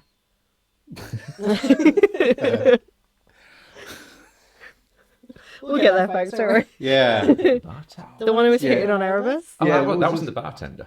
Was he not? No, that was the head of the Salvagers Guild. Oh, but we met him in the bar. Yeah. I know Yeah. who you meant. Oh, yeah. So we get to Acor's Lull before we should hit hop that. into the events of Acor's Lull. Favorite moments about the sail from Skyhaven to the Lull. The Rock murder. The snipe of the kill of the Rock. That was probably the first win Sparrow had had since the campaign started. That was the first genuine. Well, actually, no, because if I think about it now, she considers that her first genuine kill, but she did actually snipe that from you, and you did most of the work. So actually, Sparrow hasn't had a single win since the campaign has started. Wow, well, Aaron's going to take that personally if she finds out that's what you think. Oh no, I mean, okay. It's like, I mean, Combat-wise. Marin's all right, but she's not fucking that great. No, she's a goddess. But she's not a win, apparently. Okay. But the only win. Okay, but you're going to judge me for this. The only win Sparrow has had then is genuinely going to bed with Marion finally in the pub in Frostholm. Don't judge me on this. Sparrow finally getting to have sex with that girl has been a goal. I have written smut about this. It is true. So yeah, I kept on going to Rob at work. It's like, oh, I've just written this great fan fiction about like them at a pub or like in a hotel room at Frost Home, and they're going to run a bath, and they're going to share a bath, and Marion's going to overcome her shyness. And all these are like, there's no hot water, so they can't have a bath. And I'm like, Rob, let me have That's it. this. It's like, look, you can write all the smut you want, just don't interfere with my world. Yeah, don't interfere with the world building. They wouldn't be in a bath. There's no hot water. Yeah.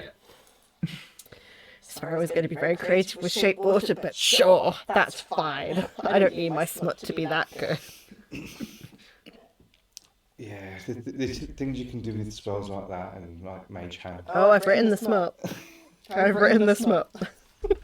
No one will ever read it, but I've written the smut. Anyway, killing the rock. Favourite moment then, but also Tanya turning up as Tedric. And the first words out of her mouth were, what was it? Oh yeah, she puffs up with lust. I was like, oh, that kind of a character. Tedric was a horny character. Tedric was incredibly horny at that point.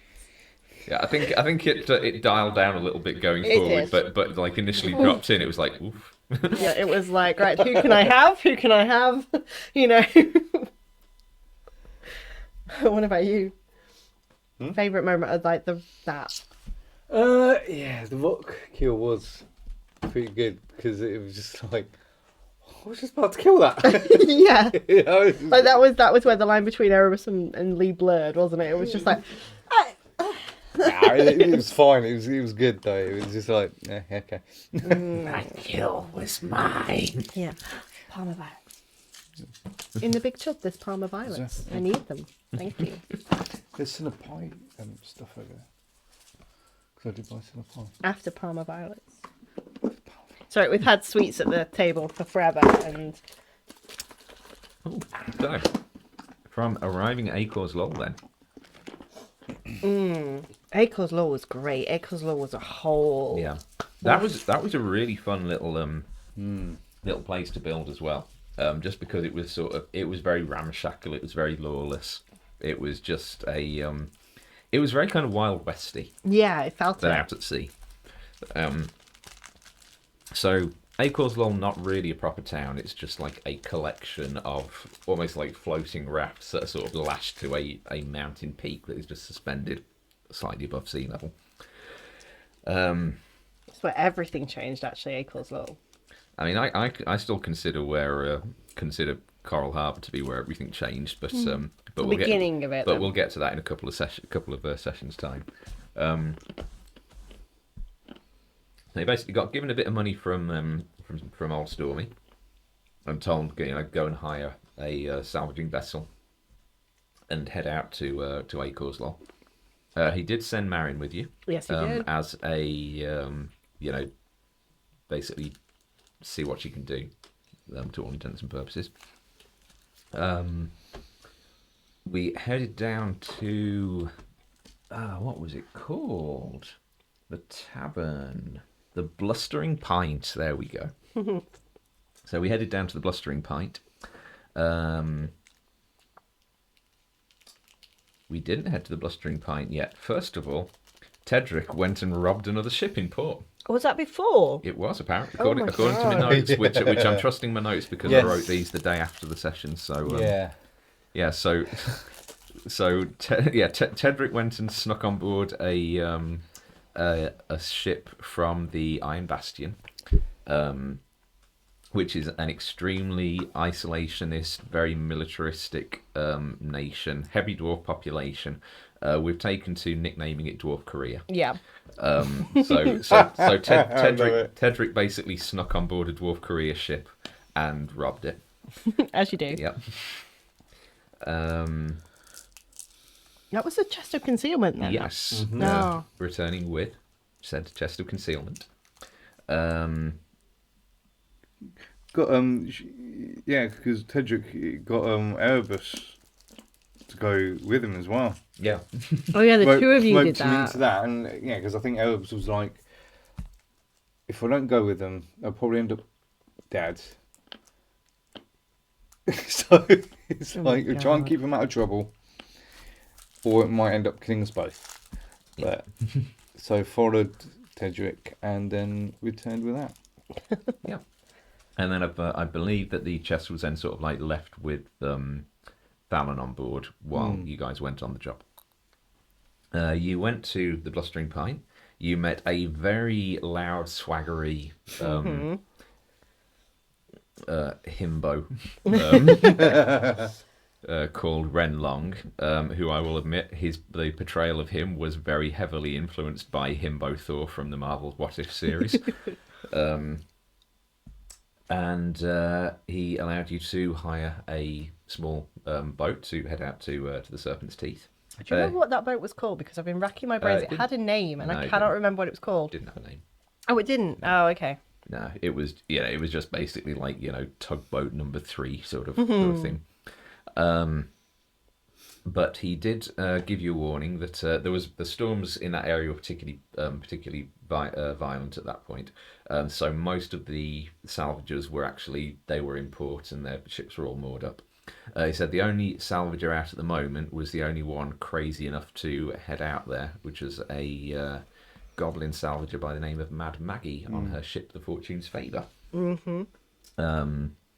Who apparently had a reputation for going out in the worst conditions, had extremely high mortality rate for her crew.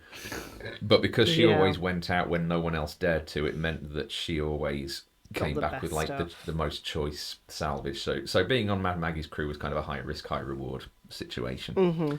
So basically just to spur you guys on and give you a bit of a time limit that, if you don't get to the Pathfinder, someone else is going to find it. You got your boat, you sailed out into the Stormrift Valley, and for the first time you got to see Marin's light weaving. Yeah, which was epic. It was jarring. It was like cool. It's basically, if anyone's ever seen Tsubasa Reservoir Chronicles, the way that Sakura's wings come out at the beginning of that is pretty much what Rob was describing. Like wings of light bursting out of her back, but... I will have to take your word for that. Okay, you've never seen it? No, I'll show you this. You've never seen it? Oh my god! I have to introduce you guys to more manga, more anime. So yeah, we sailed on out. I shouldn't have put a refresher in my mouth before trying to talk some more. I mean, at that point, Sparrow didn't actually have like an attraction to Marin. She just wanted to save her. Like she was very much like wanting to protect her, and I'd basically had a conversation with Marin about how I will keep you safe regardless of what happens. Like I will stick with you. I will be your friend, and I will keep you safe. So there was no real romantic pressure there or romantic connotations at that stage, but this is where it did begin, very much so. And Sparrow then hopped into the ocean to have a conversation with some fish. I forgot about that. Yeah. I'd forgotten about that. I just come across it in the notes. I was a barracuda because you could be a barracuda. As like you had a list of wild shapes that you could be for Daggerheart as long as you had the hope tokens. And yeah, I was like, yeah, great, I'll be a barracuda then. Yeah. And they told you that they had seen another boat pass in the direction you were heading, and the item that you were looking for probably ended up, quote unquote, in the hole at Serpent's Teeth. So with Marin's guidance, you headed off for several hours, and then arrived at a site of Mad Maggie's ship, the Fortune's Favour, anchored at the Pathfinder's last known location. And Marin was fucked up by that point, wasn't she? She'd been massively like overdoing it with the light weaving just to sort of prove try and basically prove her usefulness. And, she was very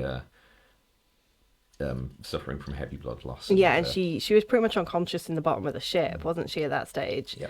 And that's why she couldn't get us back. Aye.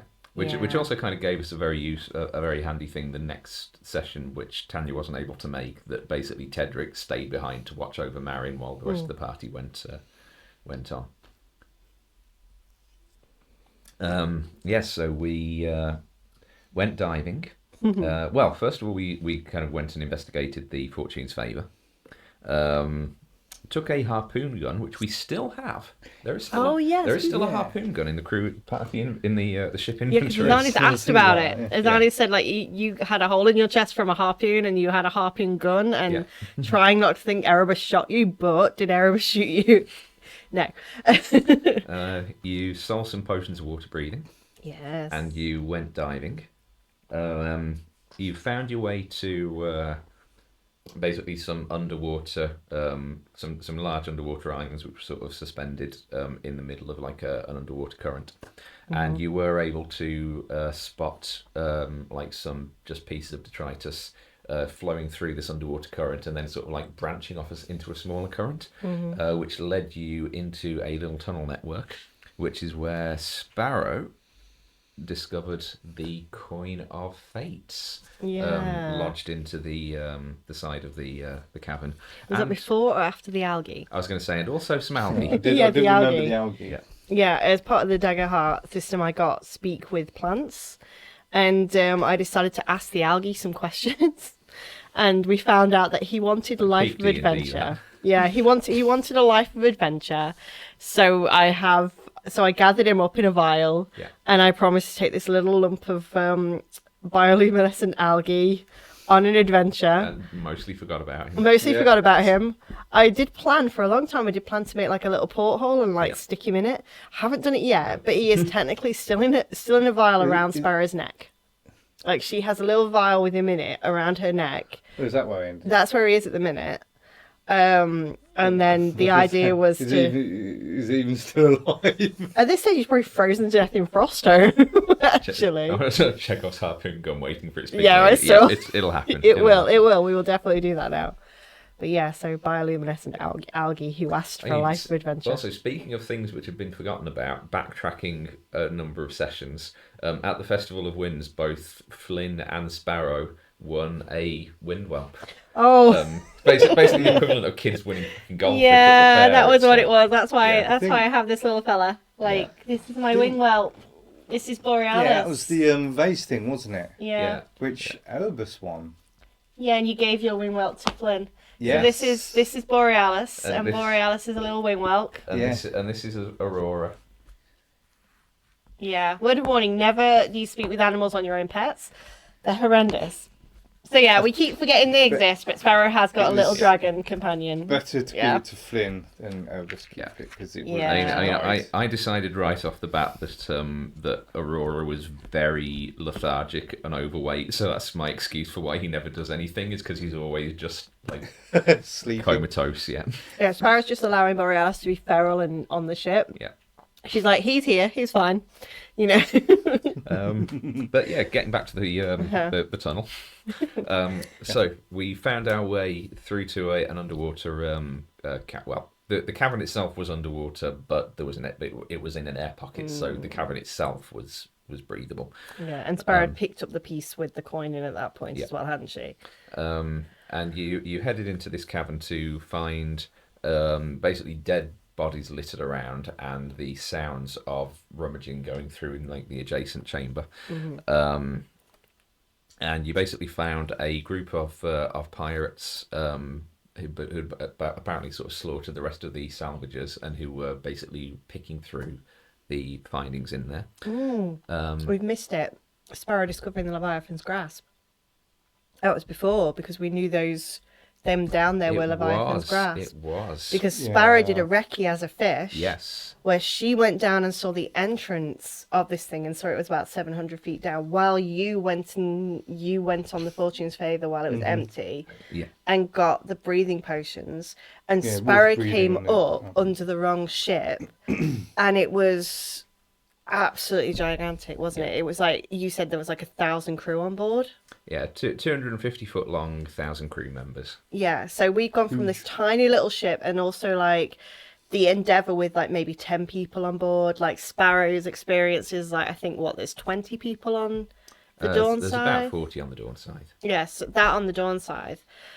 And then suddenly she's in front of a ship that is a pirate ship as well, and has 1,000 crew members on it. And they were talking about, when she like tried to sneak on board, they were talking about I thought it was the captain, but they were on about a new captain Yeah. that had been given a task to prove themselves.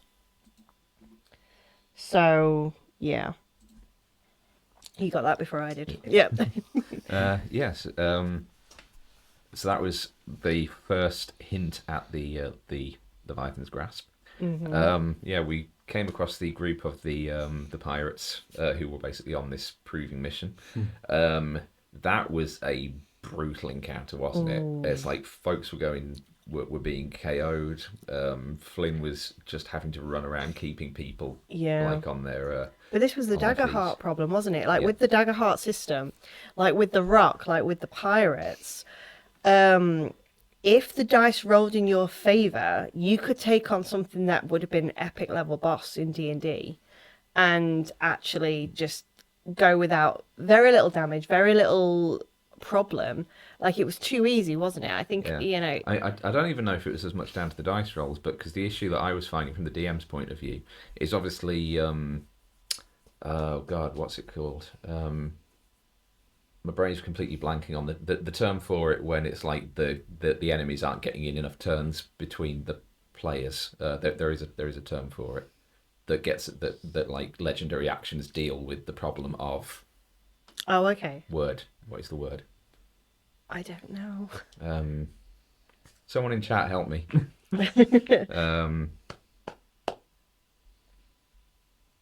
I can't. I am completely blanking on what the term is. No idea. But basically the term for the issue of, you know, seven players get to have a turn and then the DM gets a turn and then 7 players have a turn and then the DM gets a turn.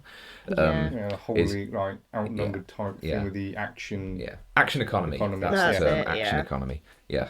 Because of the fact that the DM so rarely gets a turn in Daggerheart, when the it's one enemy that you're against, like the Rock. It basically means that everyone gets 20 minutes to smash the crap out of this Rock, and then the DM gets a go, and it's like, oh, I missed my one attack. Now you'll get another 20 minutes. Whereas with the like a large mob of enemies, it's like as soon as the DM gets a turn, the DM gets to use everything on the table, and then by the time they're finished with that, it's like the players, like the PCs are such a bloody mess that they can't. There isn't much that they can throw back at that point. Yeah, so we'd gone from literally almost completely mopping the floor with every enemy thus far to suddenly being literally, this is going to be a TPK, and it's not even that hard of an encounter. No, death spiral. Yeah, we'd fought the Rocks and everything, but yeah, these were just like, this should have been so easy, and we went in thinking, this is so easy, let's do this. I mean, on paper, it was a similar group to the ones that you fought in Skyhaven, but it's just it's just what happens when the DM actually gets a turn. But we actually hit the Daggerheart thing of Sparrow dying, and you didn't do death saves. You literally, as the DM, basically asked me, do you want Sparrow to die? Yeah. And obviously the answer was no. So you had to take a scar, didn't you? Which is where Sparrow's chest scar comes from. Yeah. But we did eventually manage to defeat the pirates. We got back. We negotiated with Mad Maggie and got the Pathfinder offer, and then you headed back up to the ship, and it was basically on the swim back. That was where we ended that session, and then the next session, that was where 5th edition started. That was where because that encounter with the pirates was one of the big things that led to our switch over, wasn't it? Yeah, we had a whole conversation about we don't want to do this anymore. Yeah. So literally on the swim back, we suddenly we left the cave in Daggerheart. We broke the surface of the water in D&D, and this is where one of the fun things came up, which was in Daggerheart. Sea elves can't breathe underwater. Yeah. In 5th edition, they can. So we kind of had it that everyone had a potion of water breathing, and like about 30 seconds from reaching the water surface, Sparrow's potion of water breathing ran out, and then she's swimming to the surface. It's like, oh wait, I can breathe. Yeah, and then she was like Flynn. We had a psychic link between me and Flynn at that point, and I'm going, Flynn, fuck me, I can breathe underwater, Flynn. I think I should have been able to do this my entire life. And then the whole why would she have not known that? And it's like, well, how often would you try to breathe underwater if you did not know? If no one tells you can breathe underwater, you instinctively don't try it, do you? Yeah, so it's still a point where it's just kind of like, does any of Sparrow's family know that they are able to breathe underwater? I probably think it's just, if they did, I probably think it's just common knowledge. It's like, that's something you didn't know. Well, the thing is, when we went to Serenity Pool, they were like, "Oh, you're a water gymnastic and a sea elf, so we know you both can breathe underwater." It's like, wait, everybody knows this. Yeah. Sparrow's from a very small community. Mm-hmm. But like, it's the question of like, does Leon know this? It never came up. Sparrow never mentioned it. Well, Leon operates in the sky. It didn't really, it wasn't really relevant. It was awesome. I just think that everyone just thought that everyone knew. Except I mean, no one tried it. No one tried it, so I do like. It was just hilarious because I literally did get to act out the fuck. I'm drowning. This is quite pleasant. And I think Sparrow literally every excuse she got, she slept underwater like the next time because she was like, I can just fucking do this. I'm gonna lie in that river and go to sleep. So that was such a wonderful moment. Yeah, but I think it was funny. It was basically like, so you would have drowned if that wouldn't have happened. And she was like, yeah, but I can breathe underwater now. Yeah, It's but fine. Yeah, I didn't. I might be dead right now if not, but I'm fine. This is great. Yeah, so we got back to the boat. Began to attempt to sort of with Marin still basically KO'd at this point. And was Sparrow basically dead? Yeah, we didn't have an accurate way of basically retracing our steps back to Acor's Law. So we kind of went with, let's just try and point the ship roughly in the direction we came from relative to, the rocks and everything, and hope for the best. And on the way back... Oh, but that was also the point where we were like, well, Sparrow's got like less than 1 hit point. Yeah. How are we dealing with this massive sucking chest wound? And we decided Tedric was going to do like Tanya said, can I do a medicine check? And we decided that was her, literally, she said, I'm going to sew her up with my claws. Yes. So that was how, like, Sparrow got the sucking chest wounds sewn together with, I think, thread from her ripped shirt. But she did roll really high. She rolled a natural 20, yeah. So she literally, like, the shirt that was torn because of the bloody gash, she, like, used her claws to dig out the cloth that was in there, unravel that part of the shirt, so Sparrow got sewn up with like a string of linen from her own ripped bloody shirt and cat claws. It was grim. It was very grim. But she was lying on the ship like staring at unconscious Marin at the same time. Yeah. And she was like, I'm bleeding, she's hot, oh no, I'm in love. But, I mean, you just come like swimming back through seawater anyway with a gaping chest wound, so it's like hygiene is no longer a factor at this point. Yeah. No. Yeah.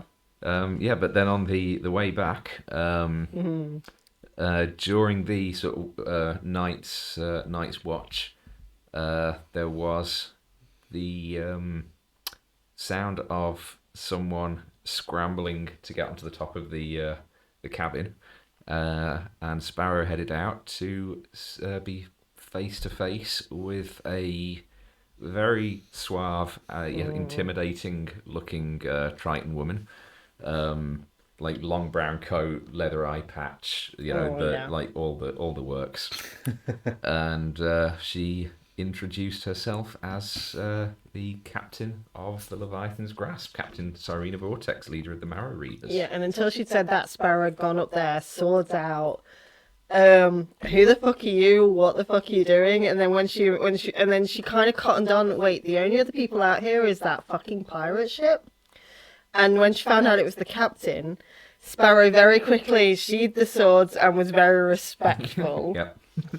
Up at that point, until until Tedric emerged, and and in a perhaps unwise show of bravado, attempted to intimidate Cyrena into leaving the ship. And Tanya actually rolled really well on Tedric's intimidation check. So Cyrena was actually intimidated. I think she actually transformed into the Balverine, didn't she? She did. Yeah. Yeah. So Irina kind of took a couple of steps back as like okay, this is a problem, and immediately upped the ante by summoning A fucking Leviathan. Yeah. Which I was very excited about because it meant I got to use my Ukatoa miniature for the first time. There are pictures that I will upload into Discord, which is I'll show you this tiny little wooden ship, and like, so the ship, if the ship's like that big, and then suddenly Ukatoa comes up like that big, and we're like here, and I'm just kind of like, okay, and I think that's the first like, okay guys, calm down, that Sparrow did, like sucking Chesswound aside. We've established at that point that she's like, she's just basically half naked at this point as well, and she's trying to like speak very respectful and trying to calm the situation down. And I think she was up until the only thing that made her bring her sword out again was Cyrena mentioned Marin. Yeah, because Cyrena basically opened the conversation with them. But basically, who the fuck are you people? Because she basically said, this group of random folks who have just like wandered into our territory with the most powerful light weaver that she's ever seen before, and then you just went and killed one of my captains. So, yeah. And Sparrow drew her sword again the minute she mentioned Marin, and seemed to have an interest in her. Sparrow was like very much sword out, pointed at her again. And I don't think she put it away until the Leviathan showed up, and then she was like, oh no. Yeah. Yeah. She didn't like when I called the Leviathan fluffy. No. So basically after a bit of questioning and finding out what you'd been out for, and you were very kind of open and honest about the reason you'd been out there, and she basically said that if you're travelling through our waters, you need to pay a tithe, basically. I'd introduced myself at that point as well, hadn't I? So I was Sparrow Varindra. You basically collected all the gold that everyone had got and basically handed it all over to her. And she basically just reached into it. She basically went, okay, there's 1, 2, 3, 4, 5 of you. So she took 5 coins out and then was just like, okay, that is respect has been paid, and handed you the rest of it back. And then because, again, Marin still being out of commission, she basically offered to have the Leviathan's grasp basically lead you all the way back to Acor's Law, which you did accept. Yeah, and she revealed she was the light weaver for that ship as well, wasn't she? Yes. So basically you followed the Leviathan's grasp back to the point where you could see the lighthouse again from the pier at Acor's Law. And as the Leviathan's grasp peeled away, she just shouted one last message over to you guys, which was the Marrow Reavers have not forgotten the name Turin. Which was the moment where obviously Lee and Sarah gave me the like their characters, like past connections and who the important characters are in their pasts, and then the rest of it was left blank for the DM to play around with. So you'd established, who are Sparrow's sisters, her mother, her father. You hadn't established anything, and obviously Uncle Leon. You hadn't established anything from any generations further back from that. Yeah. So at that point, I just basically sent you over a quick whisper that your grandmother's maiden name was Turin. Yeah. So that was a fun little thing to just be like, I'm just going to leave this with you, and let's.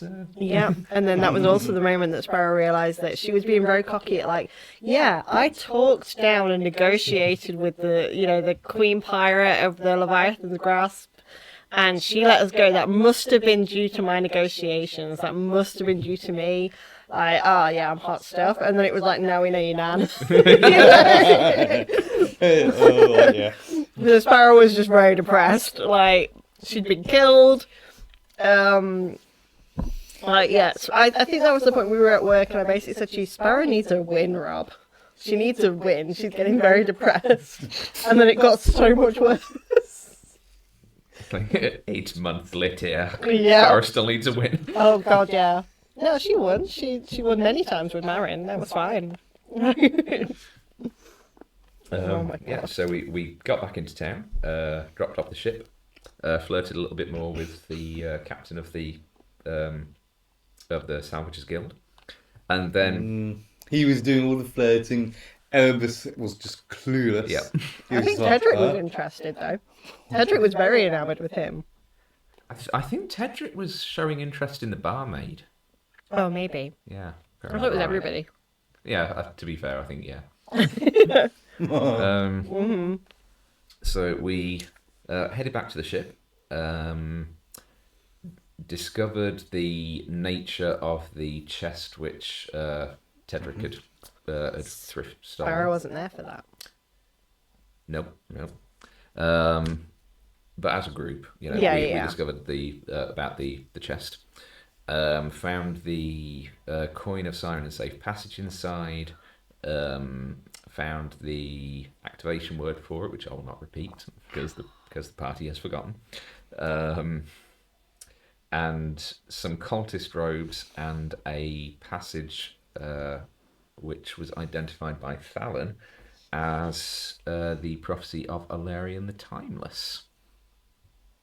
The decision was made that it was best to kind of keep the chest and hope it wasn't noticed than try and sneak it back onto the Iron Bastion ship, especially as the crew had last been seen roughing up the poor harbour master.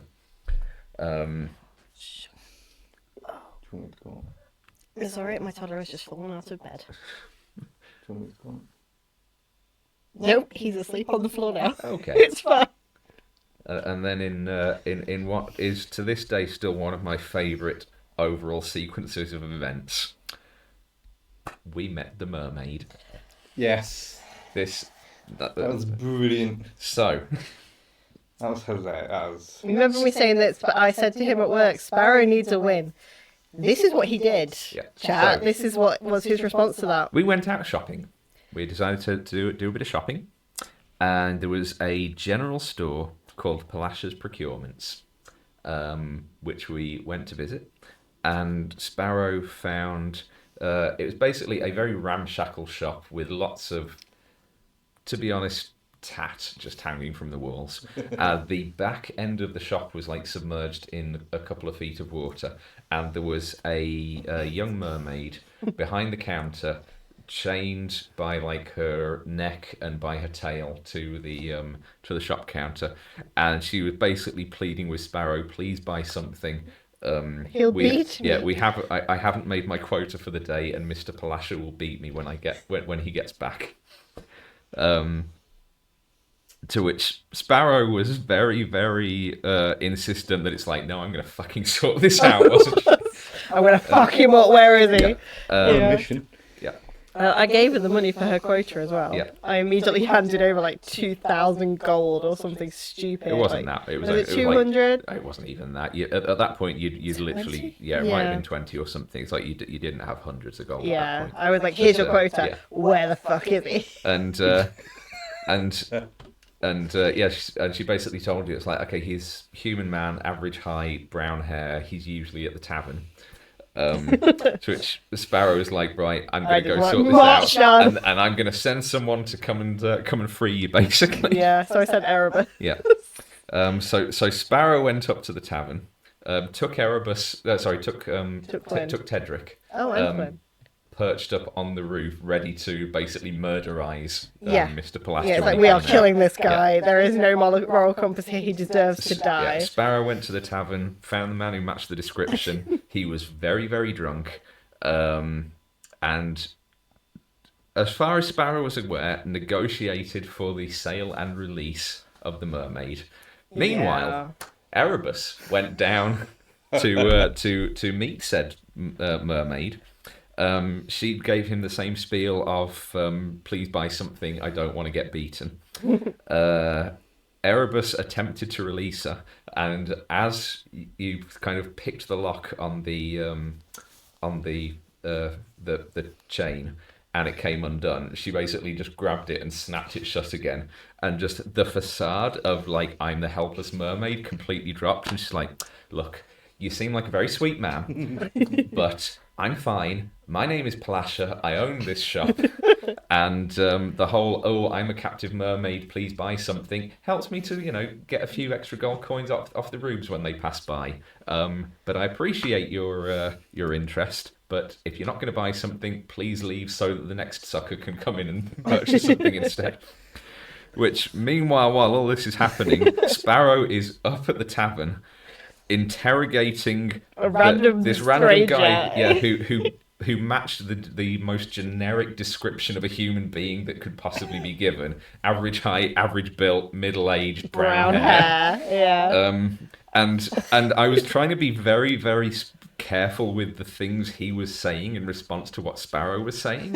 And basically, as far as he was concerned, very drunken in this conversation, was Sparrow had basically come up to him, asked him how much he thinks a mermaid is worth. Yeah. Then when he said, I don't know, about 50 gold, she basically gave him a sack of 50 gold, asked him to scribble his name on a bit of paper, and then she left. And he was having the best night of his life. He was buying drinks for everyone in the tavern. Yeah, but the whole thing was when he comes out, he's getting murdered, and we are taking back my money.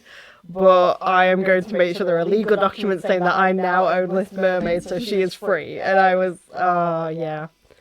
And yeah, that's that still to this day was one of my favourite overall sequences of events. Which one thing that I do that I do love doing as a DM is setting up a random little rabbit hole, which ends up being not rewarding whatsoever, but it's kind of oh come on, man. Oh, it was fun.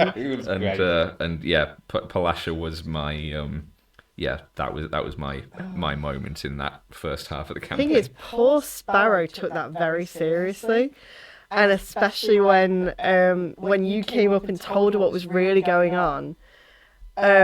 Sparrow basically got her money back. She walked in and the drunk guy had still got 30 gold left after he'd bought drinks for literally every single person in that tavern. Yeah. And so she went in and just took her money away from him, marched down to the shop where the mermaid wasn't anymore. She was under the water.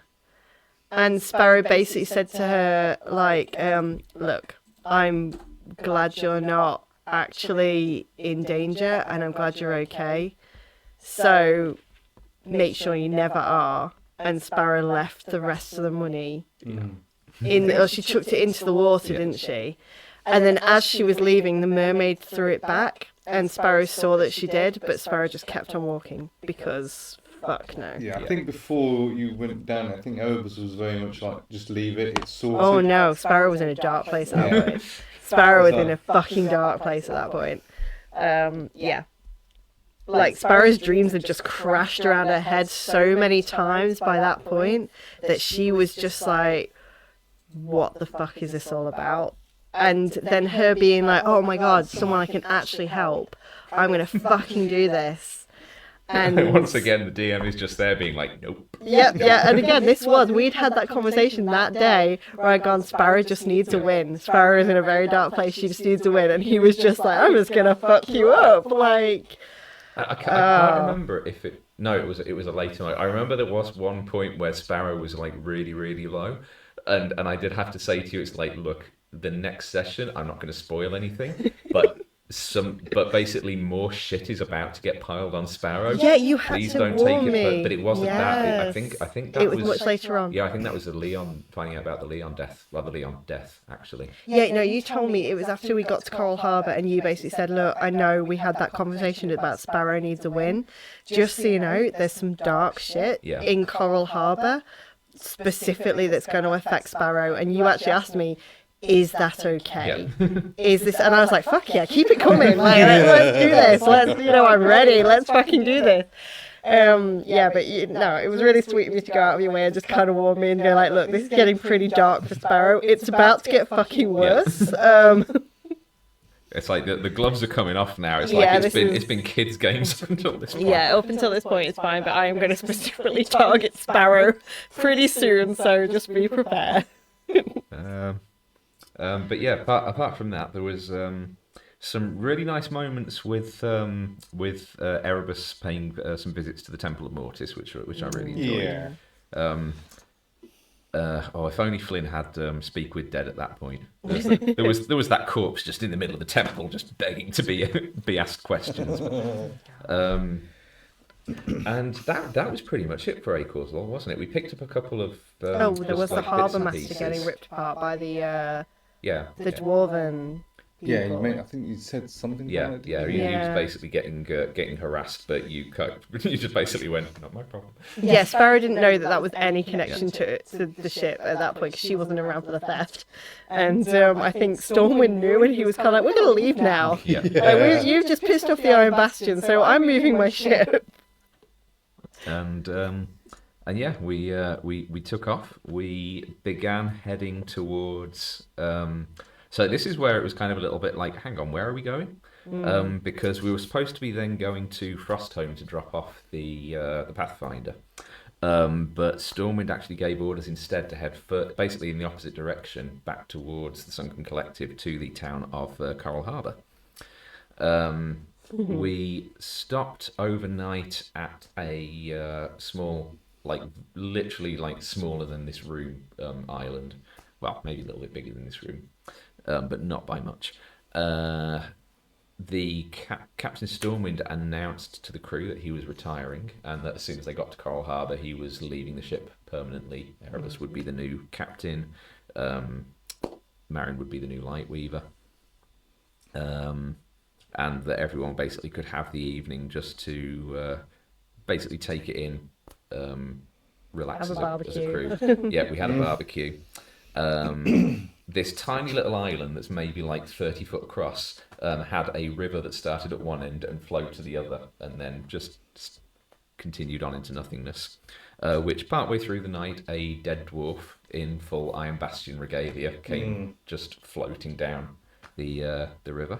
Still don't know where that came from. Nope. No. You did do a medicine check, or I can't remember whether one of the group did a really good medicine check, or if you had to basically get Azanis to do I it. don't know. But what you did discover was that basically there were no signs of any like physical wounds on him.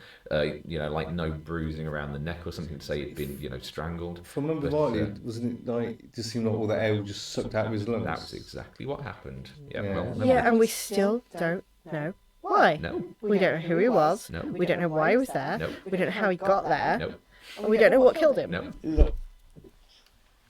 Mysteries. Look at his face. Look at that grin. One day he'll tell us. One day he will, and we'll find out in Either the that, worst or way I'll, either that or possible. I'll die and you'll get to open that envelope. So, Oh yeah, does chat know about that? I don't think so. No, chat doesn't know about that. Yeah. envelope. Yeah, We will. before I went on my holiday, just in case I died in a horrible fiery plane crash, I basically typed up a 15-page document of everything that is happening in the world of Yeah. Iridica. Wax sealed it. Yeah, it's It's, wax sealed, and it basically says to be opened in the event of campaign failure. Yeah, So this contains everything about this campaign. including that dwarf.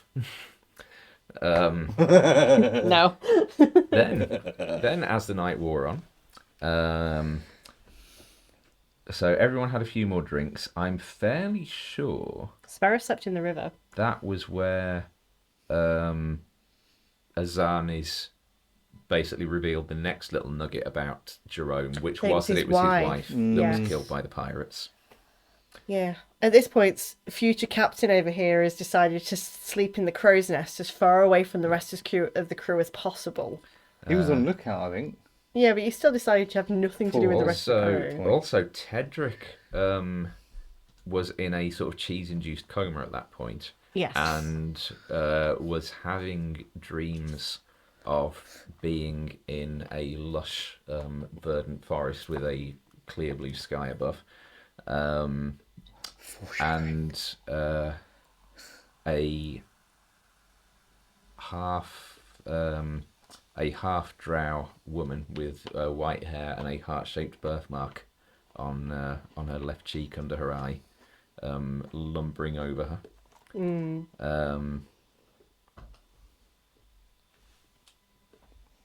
Which was all. That was all that Tedric got at that point.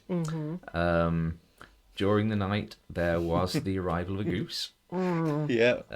Bloody goose. Yeah, which Sparrow nearly died again. One of I've used this particular goose in 3 campaigns so far, and I've loved the fact that every single time it's gone the exact same way, which has been like, oh, this goose is annoying. Go away, goose. Shoo, shoo. And then someone has gone, I'm going to cast Speak with Animals and talk to the goose. Yeah. And then it's like, does the goose say anything? Huh? It's Yeah. like, that's not a goose. That's not a goose. Yeah. Yeah, I thorn whipped it and snapped its neck, Yeah. didn't I? And then another one grew in its yeah, place. yeah, it As was like, as the Honktra upgraded oh my god. I mean, and it then was, honked off into the night. but it was Fallon going, oh yeah, kill it and we can eat it, and I was like, yeah, okay. Yeah. Thorn whip, and what the fuck is this? I mean, given what we've learned about Felon now, it's like if he had actually managed to get Goose have still Hydra eaten for it. him, Yeah. he would have fucking loved that. Yeah. Yeah, but Sparrow basically ended up unconscious again. Yeah. So his honest had to bring Sparrow back for the second time in like 24 hours. Sparrow had like basically died. And she was like, fuck this. So she slept in the river that night. She was like, I'm going to go sleep alone in the drowning depths of that river because now I can breathe underwater and it's a fun thing to do. So Next day, we continued on a bit further. It was another day's travel still to come. So the next night, we made berth in some shallow corals, actually at sea level. And Sparrow got to go for a swim with I Marion. got a and date. you got to collect some seashells together. we That was very did. cute. These guys do know, but as I've never been mentioned because there's no reason to it, is I did originally intend that there was going to be a harpy ambush that night. But it was such a sweet moment and I didn't want to ruin it. So You didn't want harpies to interfere with true love. So I still have in one of these drawers 2 harpy miniatures painted up with full intent to use them, and they've never been used. Yeah. It was really sweet though. It was the first time that they'd really talked, and Yeah. and Sparrow was like, I'm going to go looking for seashells. Do you want to come with? And Marion's like, yeah, sure. I can breathe underwater. Let's do it. And they both went off and had a swim and a chat and and collected seashells, and Marion won because she got the most seashells. Yeah. And it was lovely. It was their first date, and it was actually the moment that Sparrow properly fell in love. At that point, it had been an inkling and a slowly growing thing, but then it was suddenly like, oh no, she's wonderful. And meanwhile, Erebus was having like a one-on-one with old Stormy of basically, this is how the ship works effectively. Yeah. And, I think Elvis was also like, why me? You know, Rahija would be better and all this. He was like, I do not want to win this. Yeah, where he's just turned me down. You're the only option I've got. Yeah, what? But Yeah. you did get get to have a look at the at Captain Stormwind's assessment of the rest of the crew. Yes, was we should still nice have little insight. somewhere. Yeah. Might even be here. I've got it. I'll go. I've got it. It's in the file. It's in my file. Yes, because it was was passed on to you, wasn't it? it was because I'm the fucking captain now. Captain. Yeah, so I got to see it, and I was captain before you, something. yeah, wow. So what? I just... I'm God. So Yeah, you are. I mean, yeah. So I've got it here, and it's so Erebus was rolled deckhands, crossed out first mate, capable deckhand, previous ship experience ? Good at following orders, asks few questions, seems attached to Sparrow (romantic intent). Doesn't let it get in the way of the job. Skilled at stealth and subterfuge. Not so skilled with people. Aim to improve this with first mate assignment. It did not improve it. No. Spoiler, it did not improve it. Nope. His assessment of Sparrow was stubborn, determined, insubordinate. Willing to do the work but doesn't understand the idea of need to know. Can be overprotective of Orwick, which is obviously Flynn. Yeah. Strong, independent thinker. Future captain material if she learns some discipline.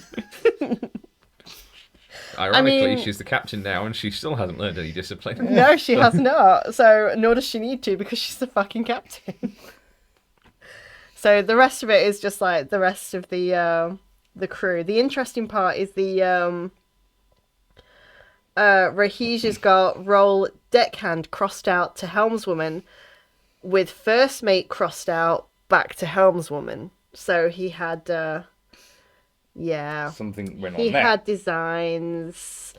Because later on, like he says, loyal, reliable, hardworking, has a commanding presence, and then it says future captaincy, but that is crossed out. Yeah. Despite overwhelming suitability for the role, is uninterested in taking command. And then just a lone word, disappointing. Like, he took it personally, folks. So, but Azana's, I don't like his description of Azana's. Like, the beginning of her her assessment is a little haughty, crossed out. Why is she here? Crossed out. And then surprisingly down to earth, genuinely wants to see the world and help people. Does she? Like, is that? I mean, I think she's a princess. I think she murdered her mother, who was the queen of the Zephyr Enclaves. She's a Zephyr Enclave. So this is my theory. She murdered her mother and ran away, and that is why she can never go back. So she is a fucking princess, folks. Azadis is a princess, and she is on the run because she committed matricide, and you know, that is my theory. That is my theory. I mean, that's skipping ahead a bit, but yeah, we arrive at Coral Harbour. Fugitive murder princess. Yes, and that is fucking awesome. Yeah, so we arrived at Coral Harbour. Stormy left the ship. Mm-hmm. And then... And then... Just went to ship. Yeah. Oh, God. We had one good day. Oh, no, we didn't, because Sparrow... Oh, no, we didn't have a good day. Yeah, Sparrow and Erebus spoke, and that was where Erebus revealed that he'd been sent by Leon to watch her. That was funny because Tanya genuinely didn't know where to look when me and you were hashing that out. Yeah. She was sat on one sofa, we're sat on the other, and he's like, I'm going to talk to Sparrow. I invite her into the office and I ask her to be your first mate, and that is when I was like, well, Sparrow's going to ask a few questions of her own. And I literally asked you, I think I said, like, okay, I'll be your first mate, but I need to know the truth about who the fuck you are and why are you stalking me. And he immediately turns around and says, okay, I was hired by your uncle to watch you. Like, that's what he said. I was hired by your uncle, who is like Sparrow's had a shit month at this point. Sparrow has died and been unconscious, and everything she thought she achieved, she did not achieve. She has had, like, people murdered in front of her. The only good thing is that she's met this girl, and she's starting to think that Erebus is like her best friend and someone she can rely on. And then he's like, oh yeah, you can be first mate. And she's like, okay, I just need to know why you're acting really shifty and why you're stalking me. I mean, he was like, okay, I need to be transparent now with my crew. Oh, yeah, the man you idolize sent me to spy on you. But at this point as well, it was really shady because ever since the Nexus Laboratory, like, we didn't cover this, but the Nexus Laboratory at the end of it, as we were leaving, you threw us a bone, and the doctor took us to one side and basically said, I did. Oh, you did? Yeah. Sorry. So Sparrow had been doggedly trying to find out why her uncle would be involved in shady shit. And so she hadn't gotten any replies. She'd sent him letters. She'd sent him so much stuff, and she was like, yeah, my uncle is fucked up. My uncle is torturing people for his own ends. He's involved in some shady shit. And so she's sort of building this momentum about him being like the big bad. Like, I was doing it. I was like, oh no, it's going to turn out my uncle's the big bad. And then suddenly Erebus turns around and yeah, my uncle hired me to watch you. It was to try and keep you out of trouble. Yeah, but he didn't say that first. He was like, my uncle hired me to watch you. Yeah, I'd say my memory's it came. terrible. You said it in the worst way possible. Yeah, I don't remember saying it like that. But, and we hashed it out. Yeah. And at that point, I was like, I think at that point we didn't have a full argument. I just said, Sparrow just leaves. Yeah. Like, Sparrow walks out on you. Well, Sparrow flew off. Yes. and Flynn went after her, and then Yeah. she went over and kicked over some lobster pots, and like And that was antagonised. that was incident one of getting in trouble with the law in Coral Harbour. We'd literally been there for like an hour, Yeah. and I antagonised the local Yeah. police, and I basically said like, "Oh, here's a gold for the damages," and Yeah. they were like, "You think you could buy your way out Yeah, of this?" yeah, I was yeah. like, You basically the image that you basically put across was it's like, I'm rich, I can do what I want. She was very pissed off, and Yeah. her and Flynn ended up going and sitting on a beach for a while, where she was just like going, "Fuck my life," and we should just leave, and we shouldn't be part of this ship or Yeah. this crew. We should just go home and abandon this entire thing that she's dreamed of since she was a kid. And I think Flynn talks it down a little bit, didn't he, when he like described the ship as being home now? Yeah, wasn't it? he did. And that was the day that you, like, after that session, that was the day that you were at work and be like, "Look, there's some dark shit in Coral Harbour for Sparrow. Is this going to be okay?" But apart from obviously that, the rest of that day in Coral Harbour, that was when, because while Sparrow was like in rage mode, you got approached by the two very sexy merfolk. Oh, we did. That made us feel bad. Yeah. Oh, sorry, very sexy Tritons. Yeah. Who basically gave you some flyers for the Serenity Pools spa Yes. in town, and we basically had a crew day out at the spa, which I still love the fact that that Flynn was like, "Oh, should we invite Marion?" and Sparrow trying not to be too obvious with Marion was like, "No, we won't invite her to this one. We'll," but then decided like that we're going to invite everyone else. So basically, Flynn flew back to the ship and went, "We're going on a crew day out to Serenity Pools. Marion, you're not invited." Yeah.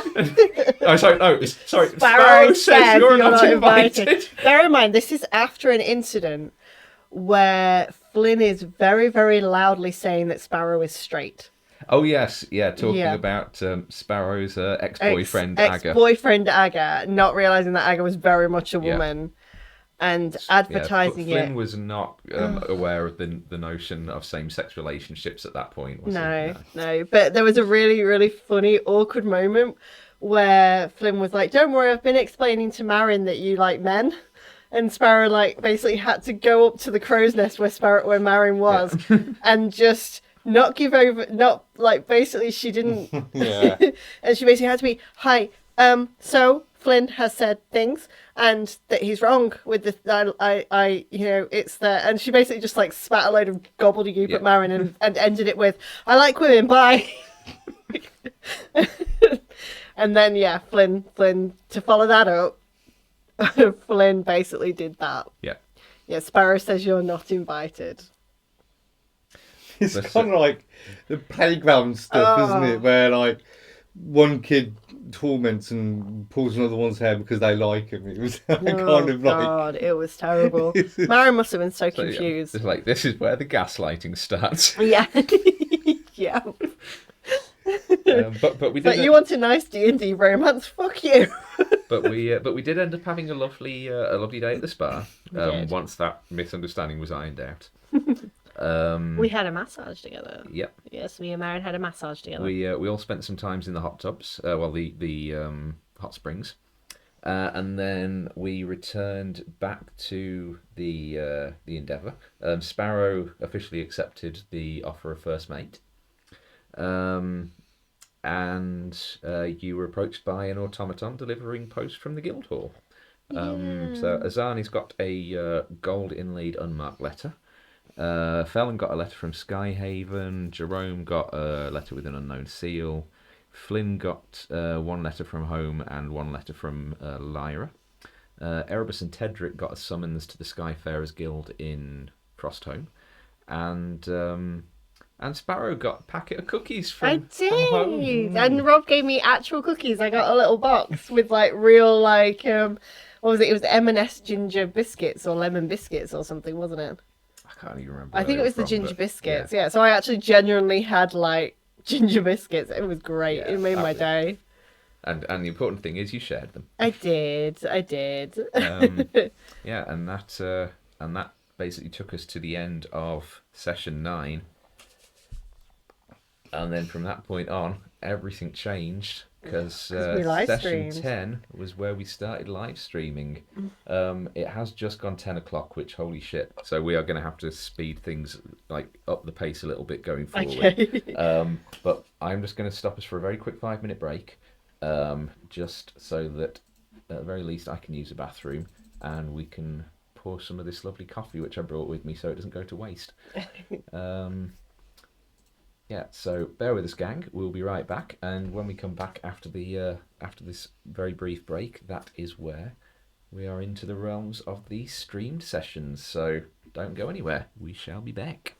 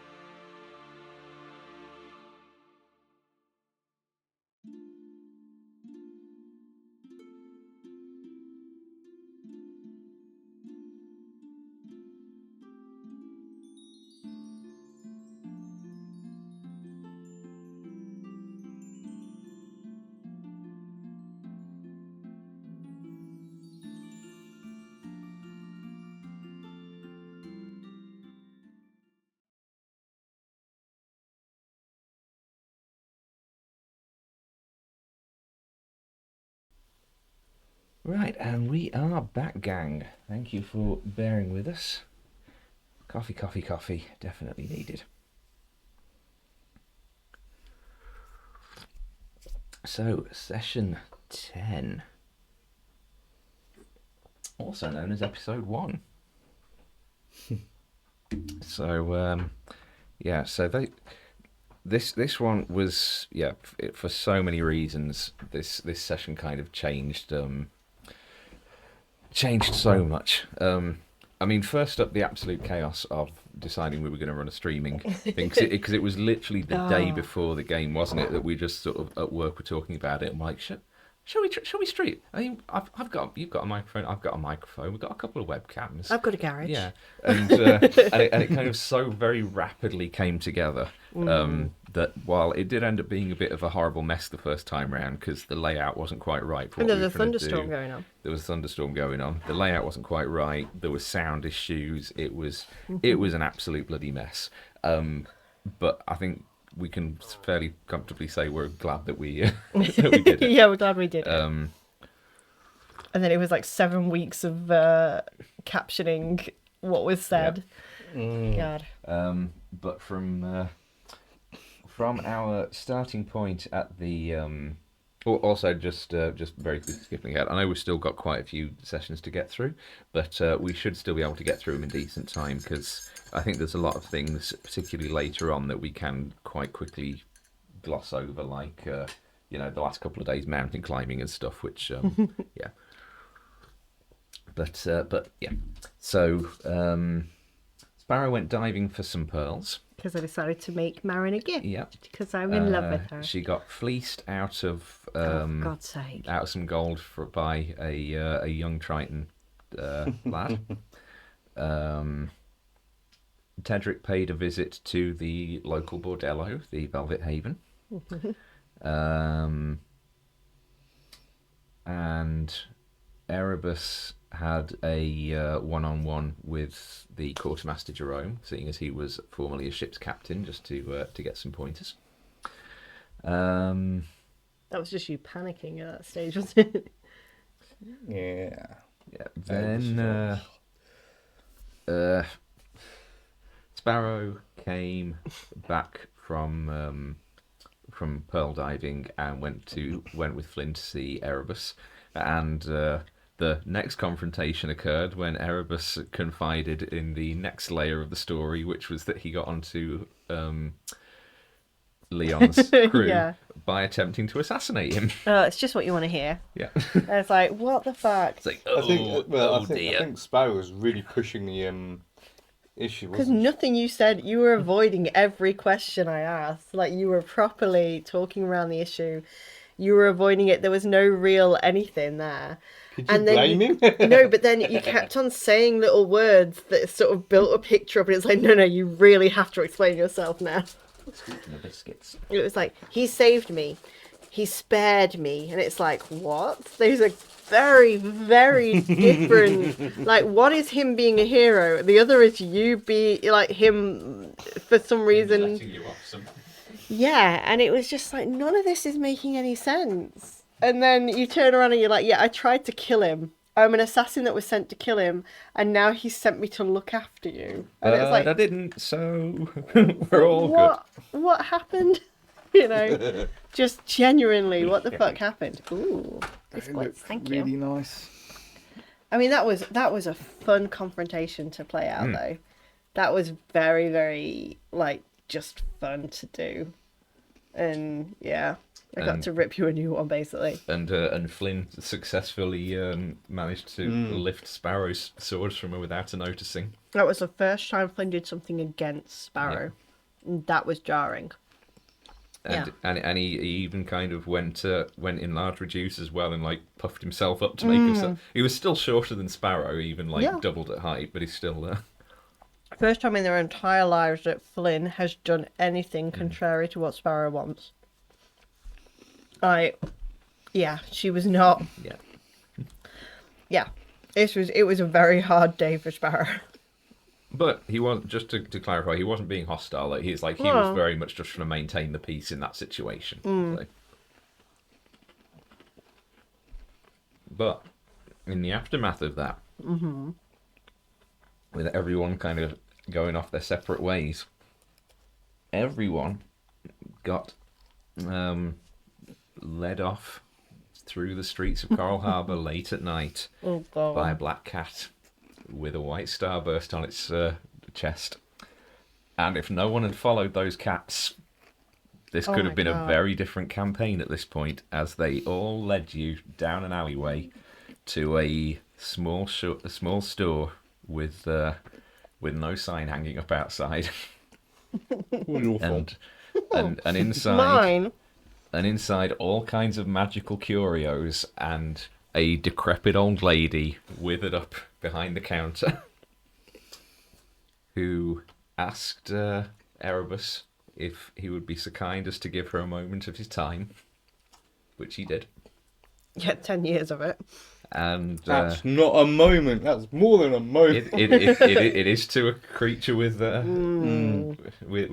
infinite life and effectively zero concept of time. My God, that was amazing. And yeah, she suddenly became much more youthful, much more vibrant, and introduced herself as Nephestra, and welcomed you all to her shop, Thrifty Shades of God. Fey. That I lost it at that. When you said Thrifty Shades of Fey, I absolutely lost my shit. I was like, are you Brilliant. kidding me? That is the best name for a shop. I loved it so much. Yeah, so Thrifty Shades of Fey is it's a small like mini module that Game T do. The character of Nephestra is not present in it at all. The cats that lead you to the store and the contents of the store, those are all covered in the book. But Nephestra is very much my she's my girl. But this was absolutely just a case of I'd not long got this off Game Tea, and I thought it sounded really fun. And I was like, I want to get the characters to go shopping at the Fey Magic store. This will be fun.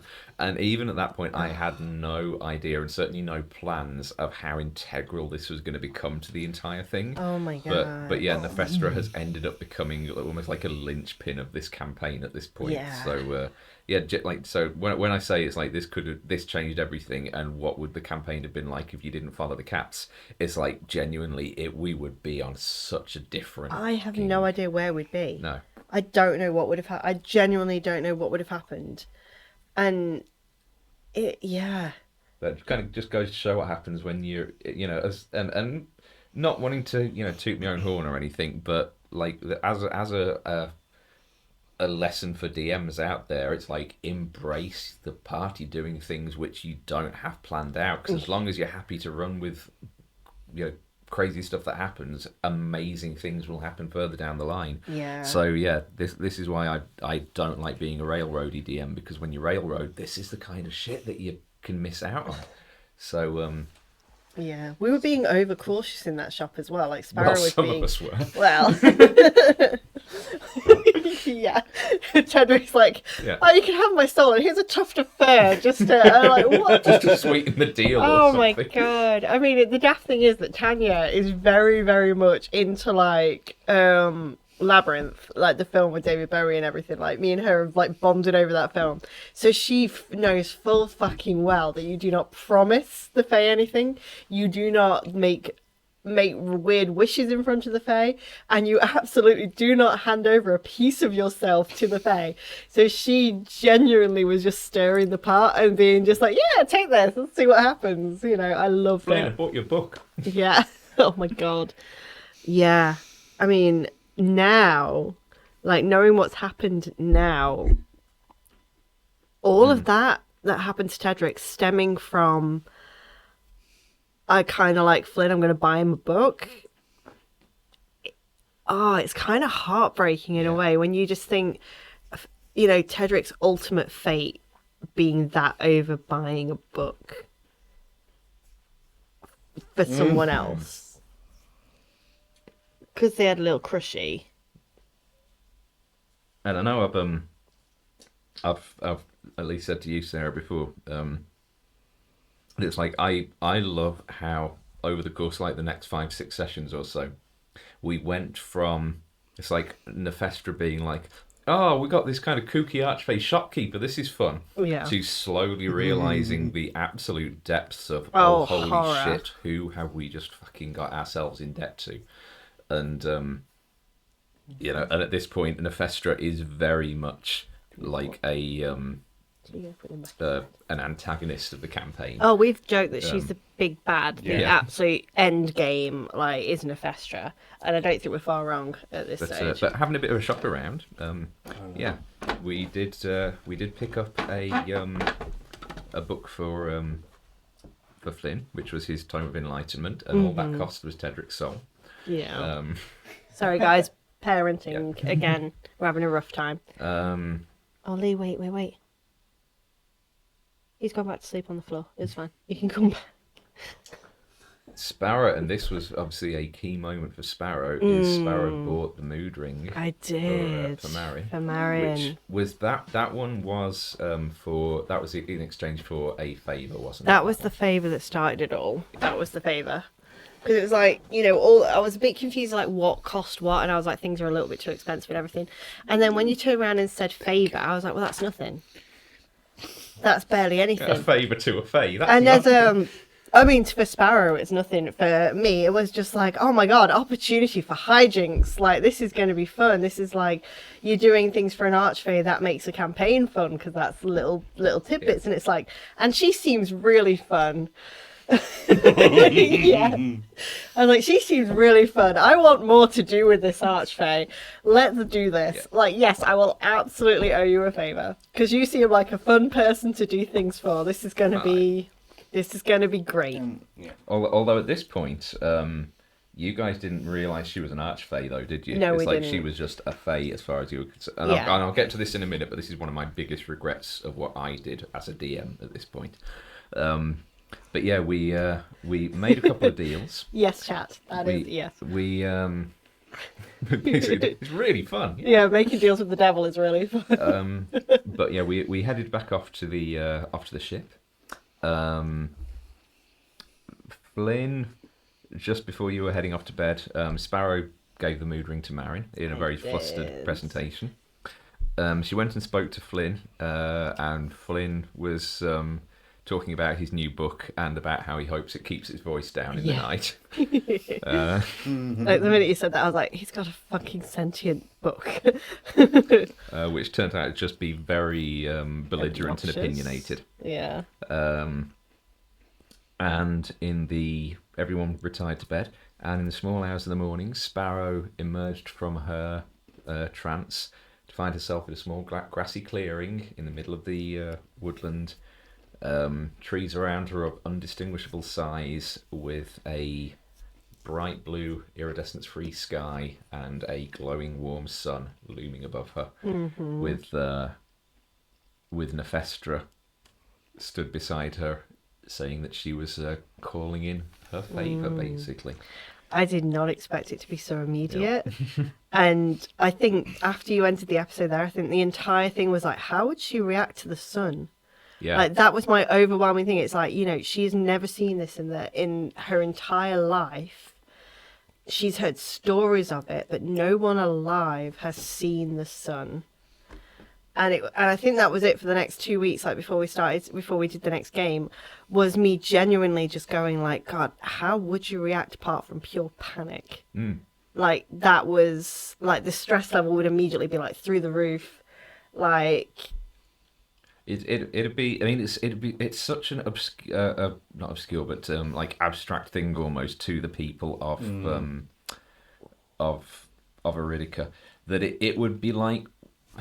I mean, the closest analogy I can think to like to Earth and our world is like waking up one morning to look out the window and find that like the planet has suddenly gained a series of like Saturn-like concentric rings around it, where it's like.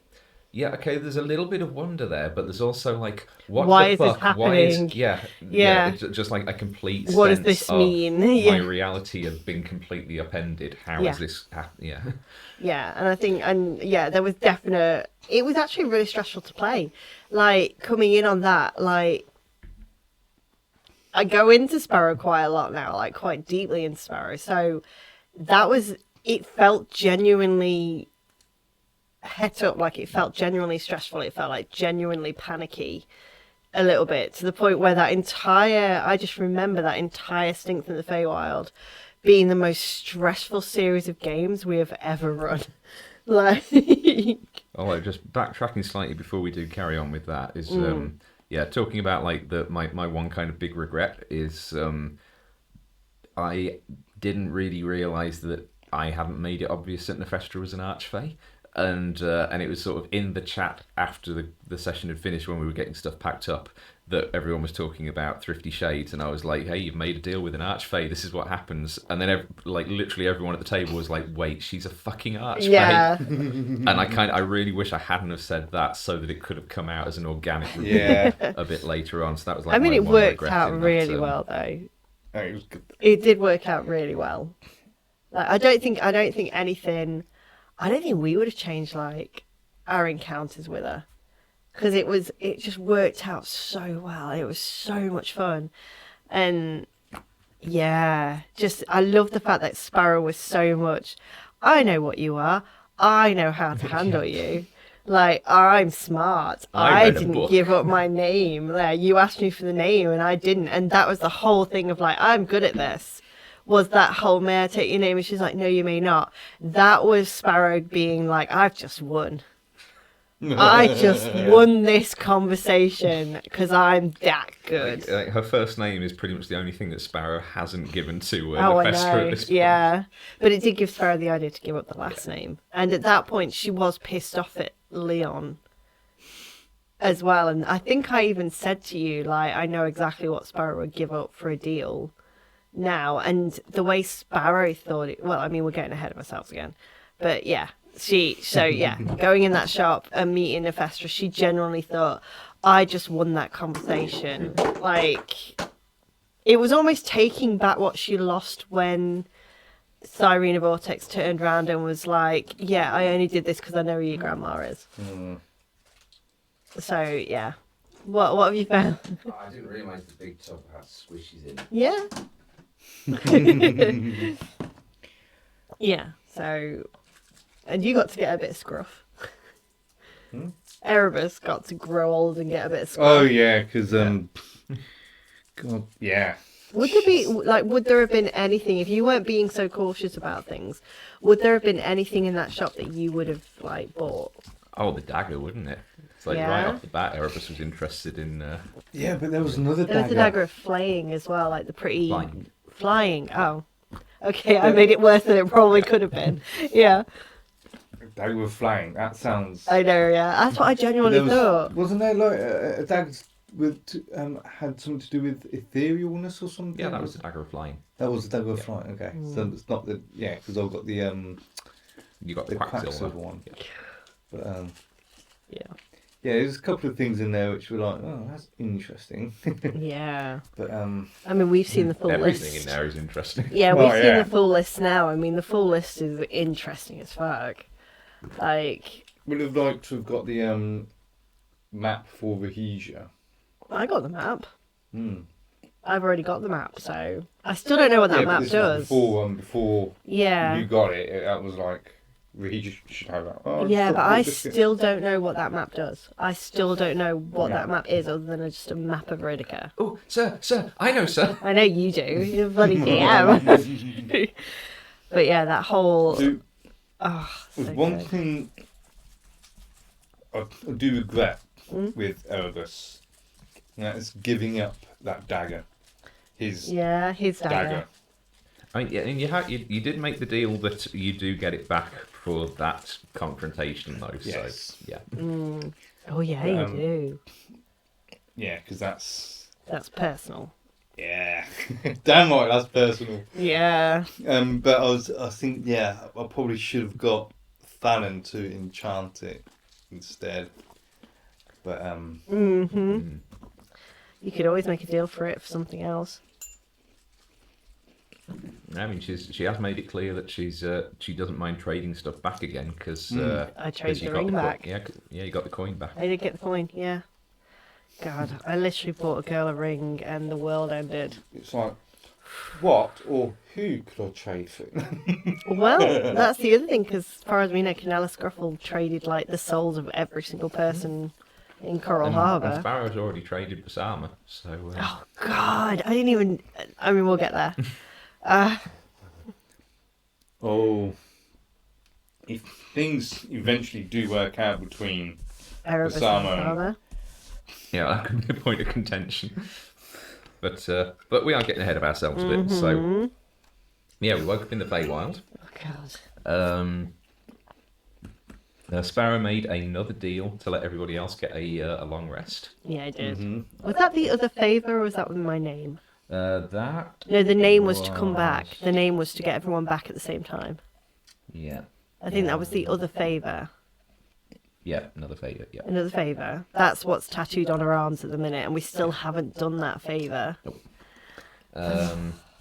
So Sparrow was whittling a comb while everyone else slept. You got to witness the annual frog chase twice. 3 times. 3 times. And then when everybody else woke up and had a moment of panic about where the hell they were, Nefestra reappeared and let you know what you'd been summoned for, which was to slay a wee beastie in the Feywilds. Made my day with that. Which the question was asked, why don't you kill it? And she said she didn't want it to hold a grudge. Yeah. Still wondering about that. Yeah. Alarm bells, just a minute, yeah. What? Hang on a minute. And Yeah. and in one of the rare moments that you will ever find me reciting poetry, she revealed that you were there to slay the Jabberwock. I love that so much. That made my days. I was so happy with that. I was like, yay! You got Flynn to do a sending to Rohija to let her know that you were trapped in the Feywild and you'd be back. To which he got a reply basically saying, I don't know who you are. Yeah, sorry, wrong number, basically. It was like 6 months before she ever met us that she got that message. Yeah. And yeah, you went off trudging through the Fey realm in order to find and slay the Jabberwock. Oh, yeah. Saying that she got it like 6 months before, it's like, would it work if she was in the Fey realm and you sent a message to your past self? Yeah. It's just like, oh, what? Yeah. But Sparrow at that point, as well, before we went off, she gave away her last name of Verindra to make sure the party got sent back exactly where we were when we were taken, time and everything. And I was agonising about that before we did that. I was like, we're in the Fey realm. I know what this shit is because I've played D&D. Before, I know that it's timey-wimey, wobbly, all that shit. And I was properly going to you, but Rob, I'm in love with Marin. I very much want this to happen, and Marin is going to be on that ship, and it'll be in the future or the past or whatever, and I will have missed my chance at that girl. Because I was fully convinced that giving her that ring had meant that maybe she knows I like her now and all this. And then I had to deal with the whole shit. I don't want time travel to happen, but Sparrow doesn't know anything about that. And I was really going to you, I don't want a metagame, but this is kind of important. I mean, that was kind of because of the fact that none of the party would have any knowledge of the Fey realm, and so any of knowledge of the wibbly wobbly timey-wimey bullshit. That was the entire reason why I did put the annual frog chase in. I thought, because that is what that definitely gave me. That was meant to be the wait, what? Yeah. Yeah, when it was like, oh, I won last year. Yeah, it was when I was so grateful for that because it meant I had an in-game reason for Sparrow to ask Nefestra about time. Yep. And wait, does time move differently in the normal? Does that mean And then, that whole thing of giving up Sparrow's last name was that, okay, I am absolutely 100% convinced at this point that my uncle is a shit. He is the big bad of this situation. I'm pissed off at him for the Erebus thing. I don't want to be Sparrow Verindra anymore. And the wording I tried so hard to get right was just going to be that she gave up her last name and nothing to do with her family. But watching the stream back and realizing what I'd said, I mentioned family Yeah. It's name. like the family name. I give up my family name. And it was just like, you idiot. Like, the wording is so important, and I kicked myself for that. I was like, you're an idiot. Like, what have you just done? And the thing is, we have kind of said before, it's like, yeah, that when I'm playing as Nefestra, I do very strictly hold you to the exact words that you say. But it also does work the other way around, where I can also hold you. hold her to even if it's not something I intended to say, I will still hold her to the exact words that she spoke. So it works both ways, but it does definitely work in my favour more often than yours. It's so easy to trip up over your own words, but then that's what makes it fun playing with the Fae, though, doesn't it? It's like it's definitely I didn't mean that. It's like Fae encounters would be so boring if you were allowed to go, well, no, sorry, I know that's what I said, but this is what I meant. It's no, they're not going to let you off with that. No, but that's some really cool. Like, that's the reason Sparrow's in the mess she's in. Yeah, I mean, Erebus had no idea anything to do with Fae Realm or Archfey or anything, so he was just like, what the... Yeah. So we trudged off into the Fae Realm.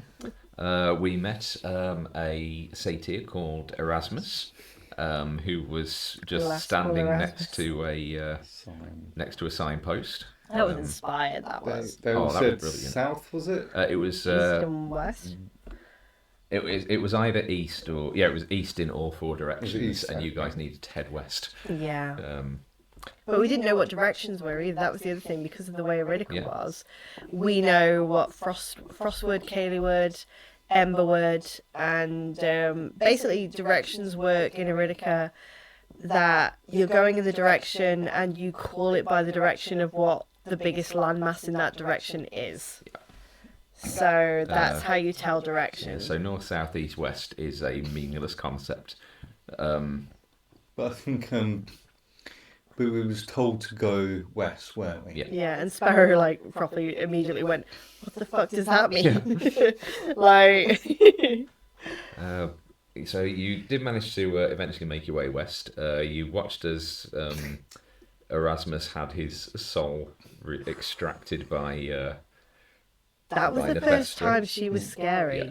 More foreshadowing. And that was... that was that was foreshadowing. That was a man who had attempted to renege on a deal with her, and it did not end well. And that was just a cautionary tale for the party of, it's like, this is who you've made bargains with, make sure you honour them, basically. And that's where it all turned quite dark in the Fae realm. That was very...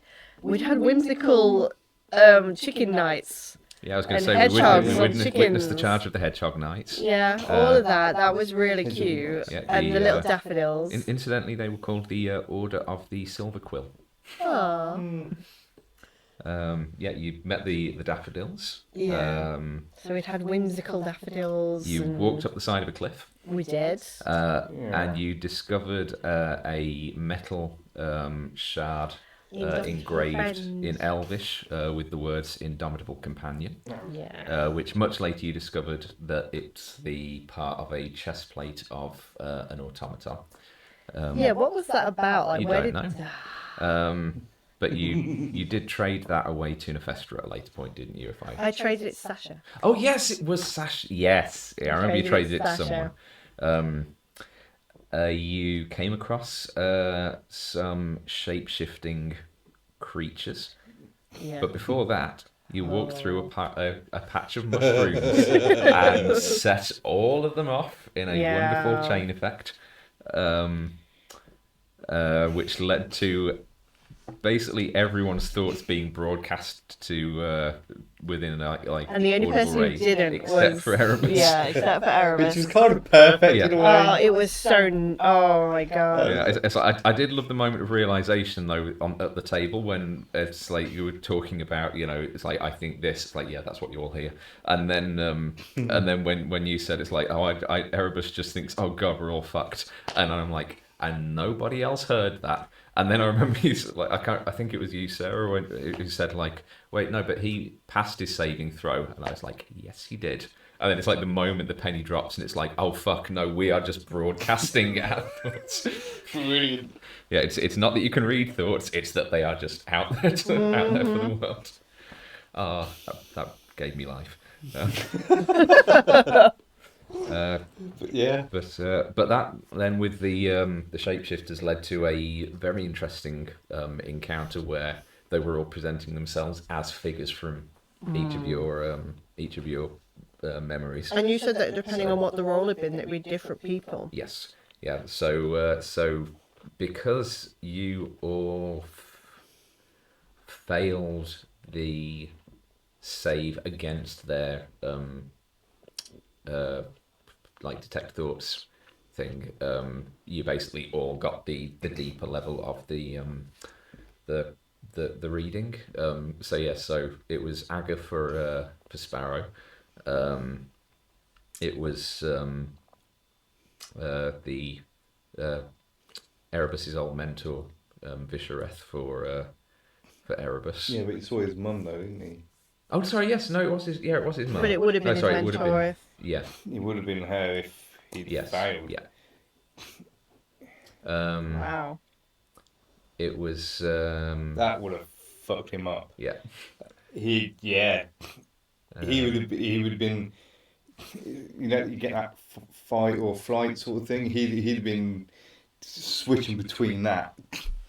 Which is pretty much what happened to Tedric, because Tedric got the half drow woman from her Barbara. from his visions, Barbara, yeah,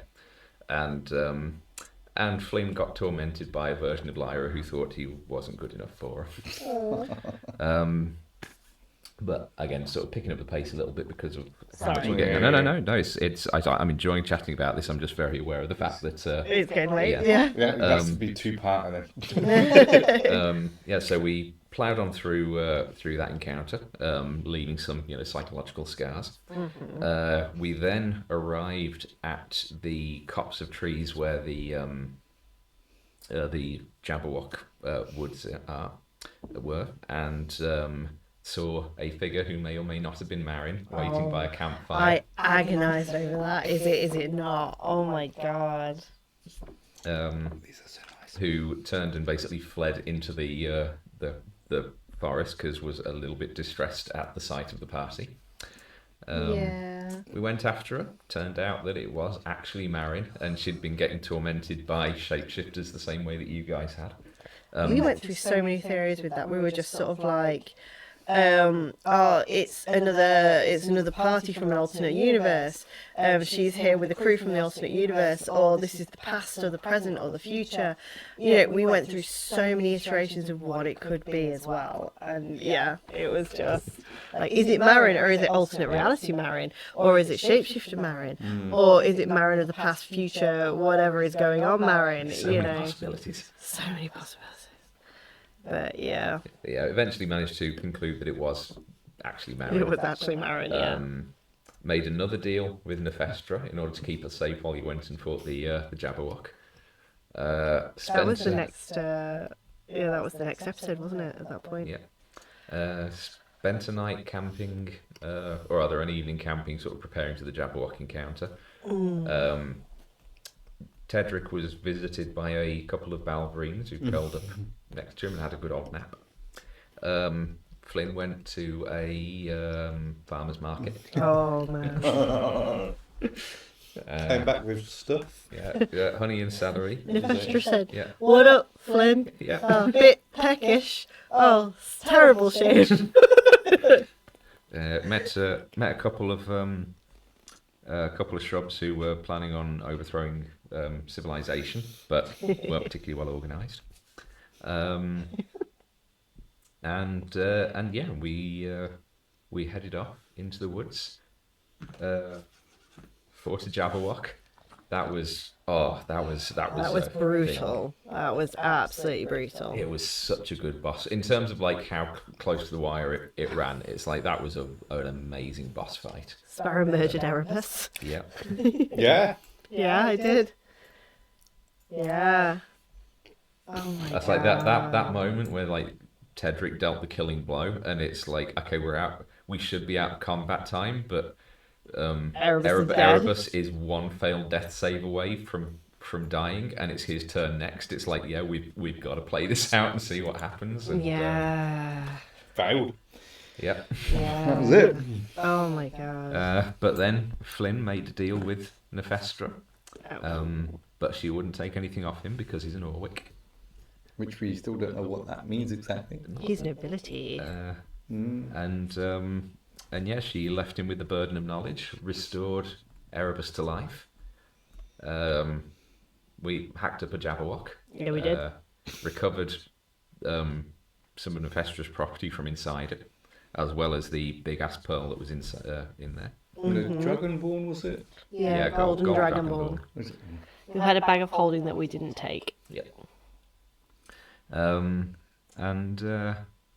then Nefestra whisked you back to the material plane. We didn't take the So bag of holding. much. No, we didn't. No. So They much. gave it back to Nefestra because Because she that wanted was it part back. of the job was Was it- to retrieve. Yeah. Yeah. But I mean, so much happened in that episode. Like, You killed my character. well, not even that. Like Sparrow was in like the depths of despair at this point, and then you turn around and you're like, oh yeah, I got on his crew because Imona recently died, and she's like, I'm sorry. It's like, yeah, this huge part of her life, which is this other crew member who basically Yeah. raised her. In fact, we've got to rewind a little bit, carry on, but Yeah, it was like you just dropped that, Yeah. like oh, yeah. right there. Especially after she just found out that you'd like basically threatened to murder Flynn for if he disobeyed an order, and like Flynn Yeah, but disobeyed. that was he wouldn't have done that. He was just trying to intimidate him so he wouldn't wander off. Yeah, but then Marin had her finger dislocated. She was there because of Whose fault was Sparrow. Yeah, I know. And then literally, like, that's irrelevant. yeah.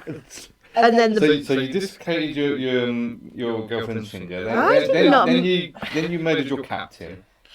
But rewinding back slightly, that night she did more than just dislocated a finger and slaughtered a captain. She did the most important event that ever happened in the history of Salacium / Iridica. hey, that thing I found in the bottom of the bloody ocean turned out to be a coin, guys. So to make this deal with Nefestra, she traded over the coin of fate and was whisked away to. From a kind of descriptive point of view, this was one of my favourite sequences to actually describe. You were so happy I was, gave up that coin. Was that Sparrow got whisked away to a front row seat to the Great Sundering, with the implication that she may have been The the thing direct that cause caused of it. So Sparrow got to see the tablet, which has now been named as the Codex of Creation, with the medallions all set into it, by a room full of mages conducting some kind of arcane ritual, which was then interrupted by the arrival of Sparrow and Nefestra, and yes, witnessed literally the planet exploding, the sun going out, the formation of the iridescence, and then just got snapped back to the Fey realm just to sort of take that in. Do you know what that was such a head fuck, because I've been like discussing this with you like at work and everything since you started creating this world, and one of the first things you said is like, oh yeah, the world got ripped apart and pulled back together by the gods. And it's like, wait, I fucking did that. But it was down to fate, because you were like, it would have been if anybody had given up that coin, anyone in the party, like, so it could have been Erebus, it could have been Tedric. If someone did, like if someone ever decided that, because Tedric had a coin as well. Yep. And it was basically like, if any one of us had been like, oh, what can I trade for a thing? Here you go. And it just so happened to be Sparrow, who was like, I have a thing to trade. It's this coin that I found at the bottom of the serpent's teeth. And I just so happened to decide that's the thing. And you do that with it. Like, that is the thing. Like, I'm literally, as a player, going, okay, what magical tat have I got in my inventory? Oh, Coin of Fate. It's just a reroll. Like, that coin, mechanically speaking... It's not that important. It's not that important. It is literally just... It does one re-roll of a dice, and then the coin vanishes to reappear somewhere else in the entire world, and you're not likely to ever see it again. So it's actually not worth doing. Yeah, never judge an item based on its mechanical... No. So I'm looking at my inventory thinking, oh shit, I need to make one more deal with this archfey because Marin's been tormented and we're going to leave her alone by this fire. And if Nefestra's bored, she's just going to mess with her. So I'm like, okay, to keep her safe, Sparrow will absolutely make a deal. I'm never going to use this coin. I'm going to give this coin up because it's a magical bullshittery thing. And she's obviously into it. And then he does that with it. Like, I was shook. Like, I thought I was witnessing the sundering, and then you were just kind of like, no, she sees you.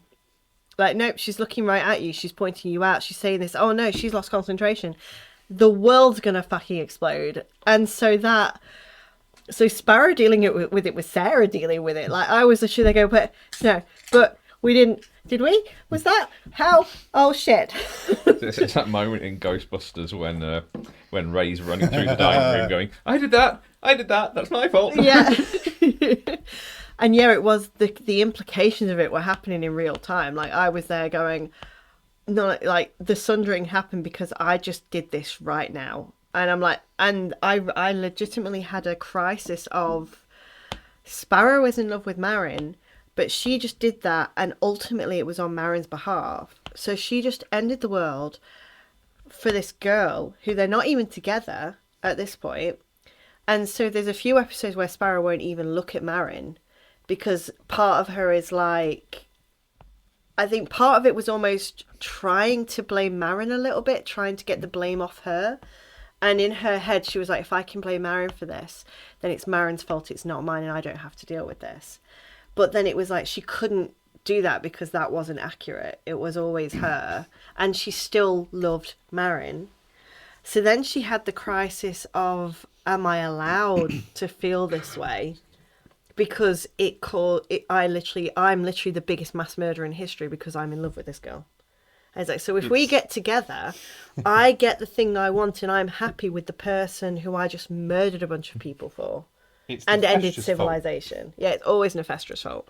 But then Rob writes his fucking short story.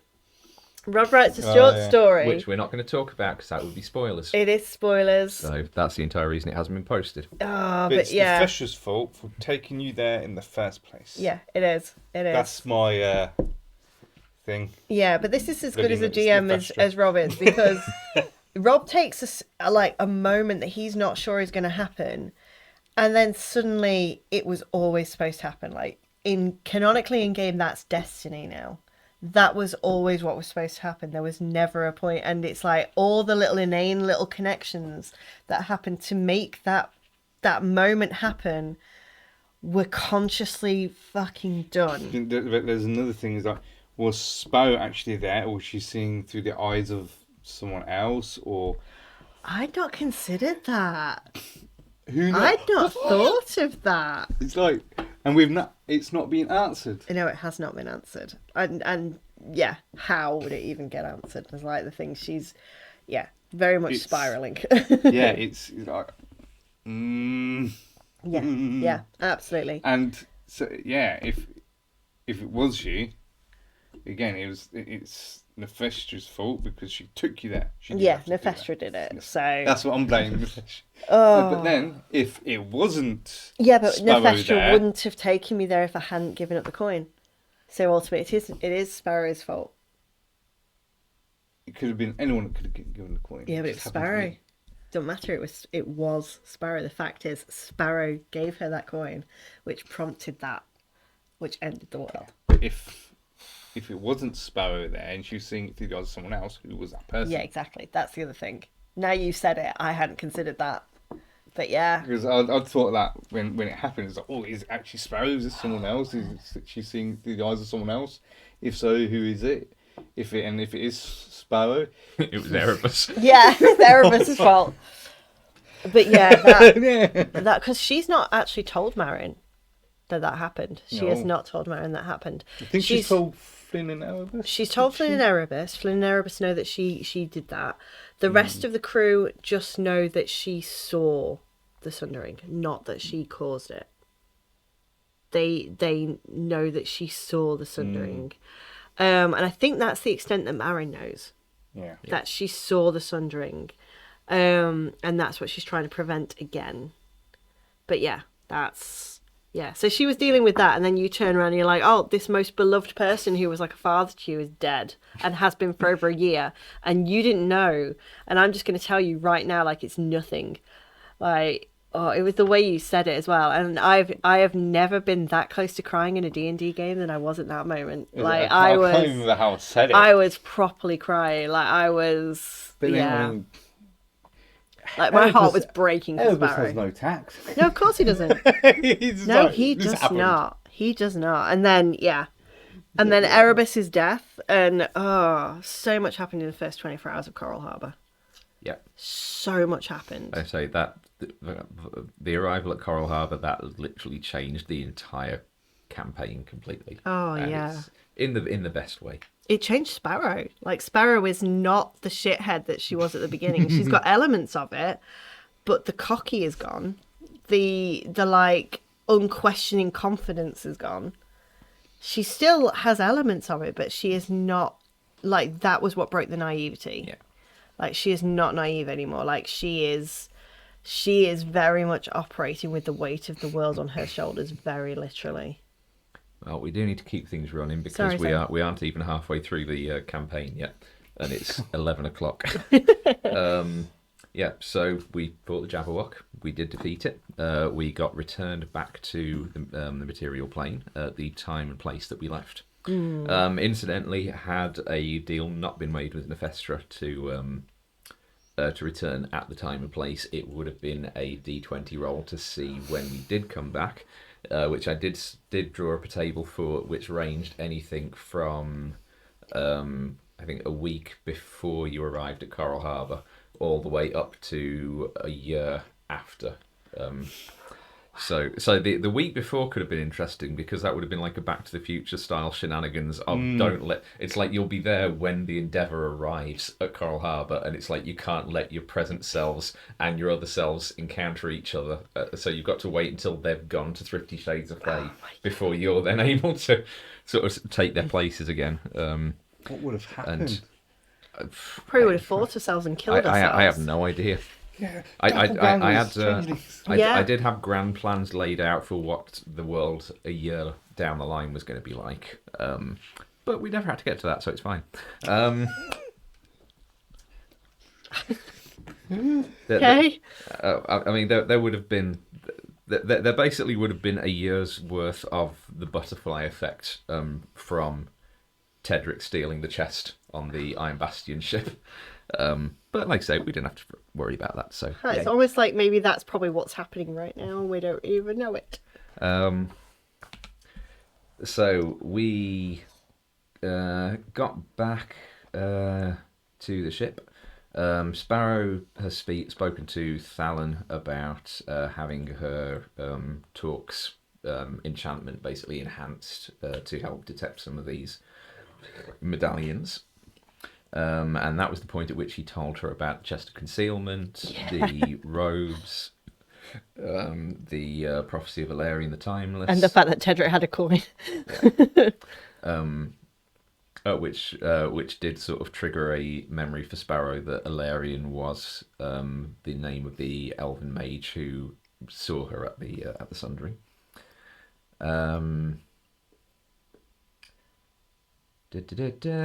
Sparrow got Flynn to try and do another sending to Leon. No reply. We paid a visit to the ship's biscuit. Yay! And that was the day that I discovered that I never want to play a Kenku. A very pretty Kenku.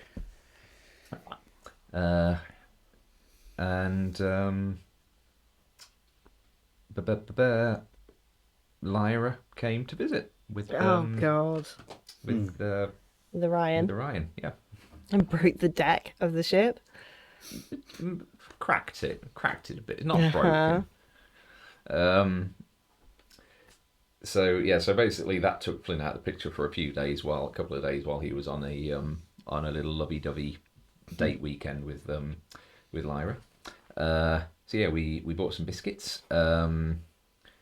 You spotted a third large lunar dragon in addition to the 2 Sky Knight ones that were circling overhead. Erebus visited a local carpenter and commissioned some work done for a new bed.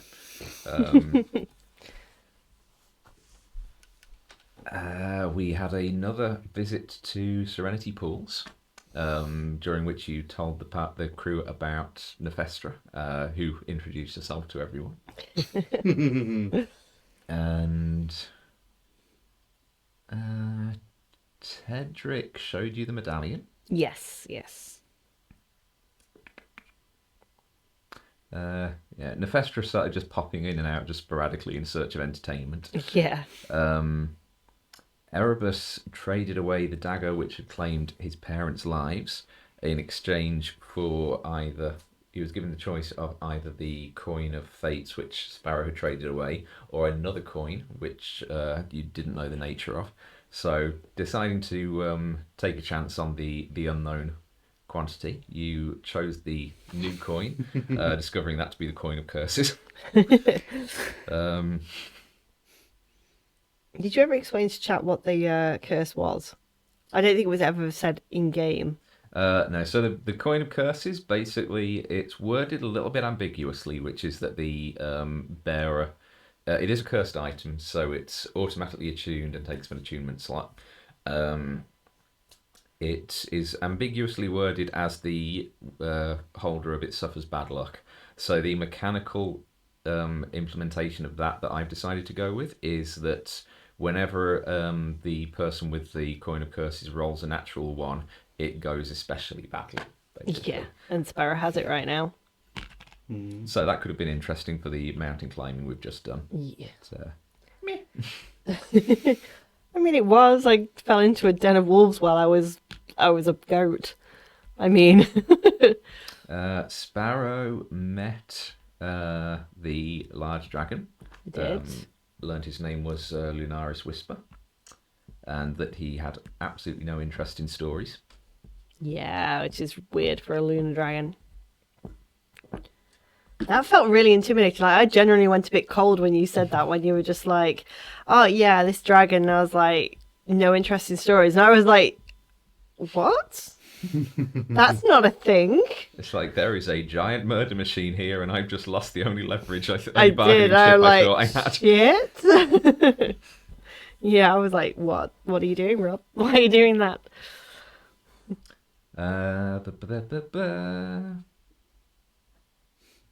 Erebus swung by a old abandoned tailor's shop, the Beehive, bringing back a few traumatic memories. We went to a talent show. That was fun. The talent show was fun. I was waiting like 4 sessions for the talent show to crop up. Oh, and Sparrow and Marin did start sharing a room because Marin was traumatized and wanted someone to help. So that ship started sailing very nicely. And Sparrow did finally ask Marin out on an actual date. Not yet. Was it not yet? I thought it was. It was after she lost her soul to the Oh yeah, sorry, yeah. I was getting mixed up with getting back from the Feywild, but no, it was after. Yeah, I was getting lots of hints that she'd be up for a date, because I think when we came back from the Fey realm, Marin didn't want to be alone and was in Sparrow's bunk. So she'd sort out Sparrow's room when she didn't want to be alone. It was like, oh, she feels safe in Sparrow's room. That's nice. That is promising for a future relationship. So we went to the talent show. We murdered a monkey. And then burned his body and threw it in a dumpster. When you say it like that, it sounds really it sounds like it's what happened. There were kids in that audience, Rob. For all I knew, he was rabid. We were forced to sit through through Thalen's rendition of "Stand By Me." But we did have sexy dancing. We did have sexy dancing. We had angry painting. I was quite proud of mine. I was quite proud of the Yeah. using the water to tell the story of the rock battle.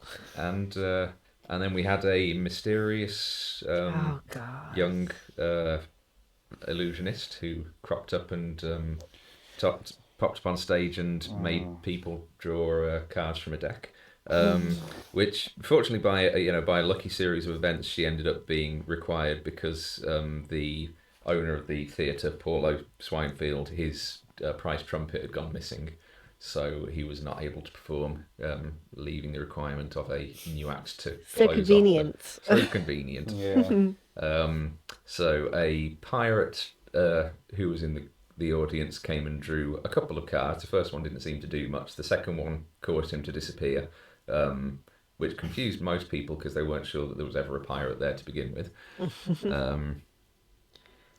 Then the governor of the town was assassinated. Oh God, yeah.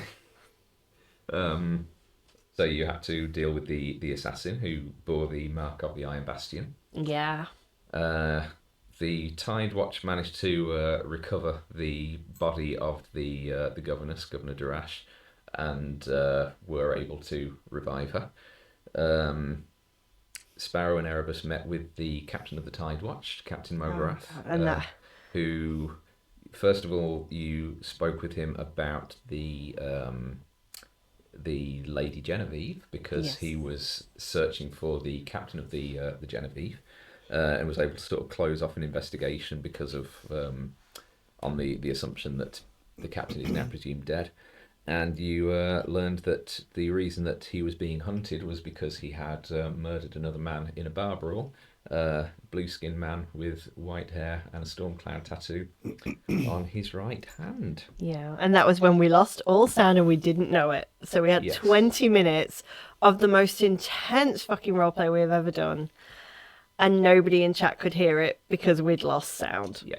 Yeah, it was intense as well. It was very much like, it was that reveal, and then it was Sparrow going, like, trying not to react in front of the Tide Watch, but thinking it was her Uncle Leon, and then literally getting the shit out of there the minute she could, after they said, "Oh yeah, we threw the body into the nearest ocean." Like, it's like, where exactly? And they pointed to off the quay of the harbour where the ship was. And Sparrow literally dived into the abyss of the ocean to try and find her uncle's body, to get him back so that Flynn could talk to him and she'd have a body to resurrect.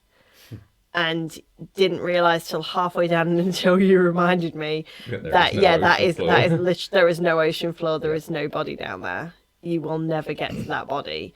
And then it was kind of like, I ran to the ship as well, and Marin saw me on the ship, because I was trying to find Flynn.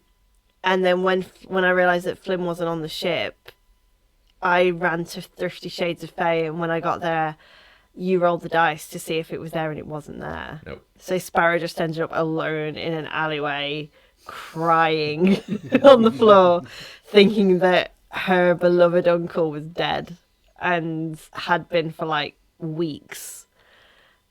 Oh my God. Yeah, and then it was just it was such an intense bit of role play. It was so, like, and I'm so gutted we missed out on it, because you were trying to stop me the whole time, and you went off you were basically finding Flynn to get me back out of the ocean, because you chased me to the edge of the pier, and then I dove in and you couldn't follow me. So then your entire thing was go get Flynn to get me to come back to talk some sense into me. And that was what you were trying to do. And the way that ended up in the end, like, holy crap. So, so Sparrow inadvertently ended up bequeathing her soul to Nepestra in eternity in exchange for answering some questions about her uncle. Yeah. Um, I generally got my friends asking me if our marriage was okay because of the way I yelled at you.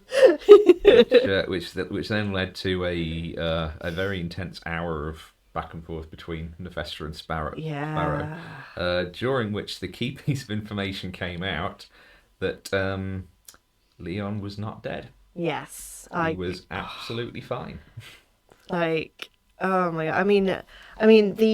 So what Sparrow was gonna do?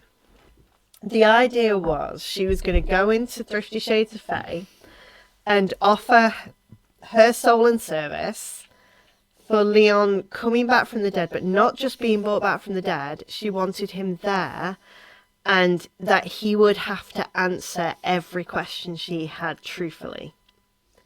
That was what she was going to ask.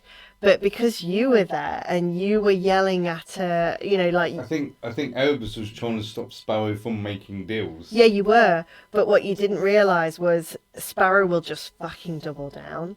And you were there at the moment where she is, like, raw and grieving. And, like, grief is such a violent thing sometimes. And especially new grief. And so, yeah, she would have murdered you. You got stabbed. But she generally was like, she was at a point where she could have murdered you. And it was literally just the fact that she kept on asking you to leave me alone, leave me alone, leave me alone. And anybody else would have been like, you're grieving, yeah, anything you need. You need me gone? Great, I'm gone. You refuse so much. And that was why she got so mad that she just, and I did it as well, like Sarah did it, which was the Nefestra, get him the fuck out and answer every question I have about my uncle. And like, as soon as I'd sort of said it, and you'd gone, and she was like, and I was like, I've made the fucking deal. It's like seeing the DM's eyes light up. I did, and then I was kind of like, and Sarah knew what I'd done, but I couldn't take it back, and I was just like, oh fuck. Yeah, but playing that was so juicy. That was such a good. And then we had the conversation afterwards of like, we have got to play out this conversation between Sparrow and like, we need to know the aftermath. And I can't remember why you couldn't be there. I can't remember where you were, or you were playing your other game maybe. You had another game of D&D. You had another game of D&D somewhere else. So we said, well, we really want to play this out while it's still fresh. And that was when me and Rob were like, yeah, we'll just sit down and we'll have the conversation between Sparrow and Nefestra.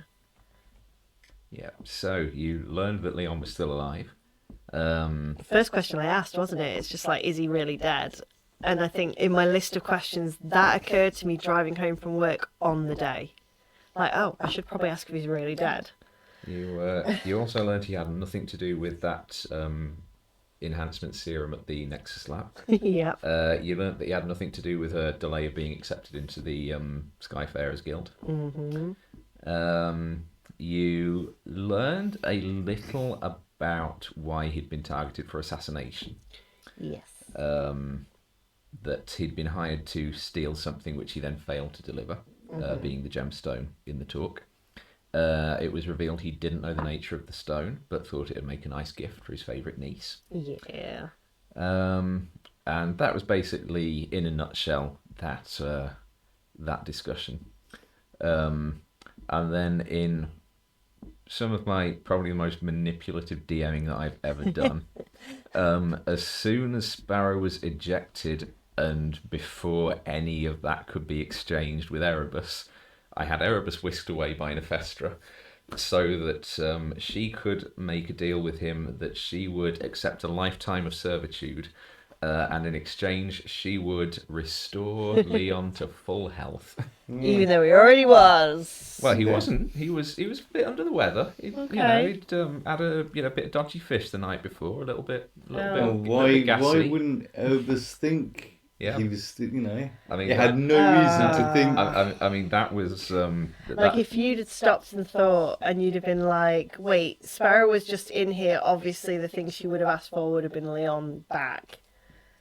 If you'd have stopped and just thought for a second of that, you'd be like, "Wait, so Leon's probably fine already," And oh god, she knew it. But that's kind of how I had to play it to had to be very careful with the wording. Had to make absolutely sure there was no exchanges between Sparrow and Erebus beforehand. But Yeah. managed I probably thought I'd already asked the question, but I don't know. I just think it was so perfect. Like, it was so, yeah. Nephestra absolutely would have done that. Why wouldn't she? yeah.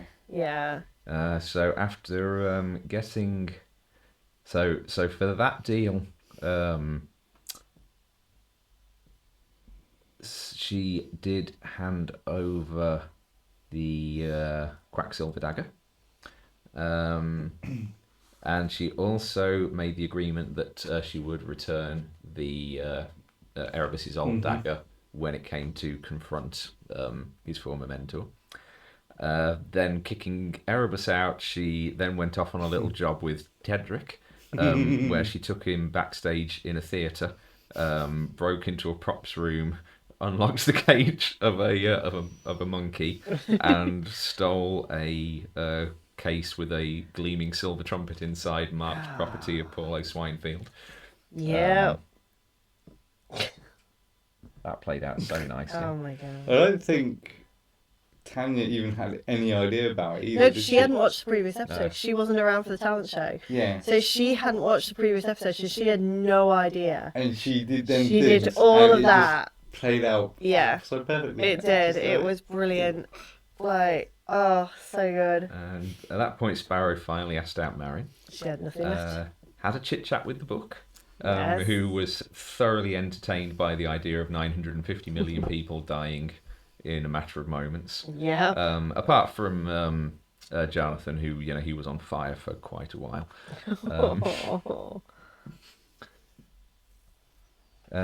Paid another visit to the Tidewatch barracks and learnt that Governor Darash was set to make a full recovery. You learnt that the Stormcloud tattoo on Leon's hand had the hallmarks of a pirate brand. You didn't know which pirate faction it was, but you were told that that style of tattoo is...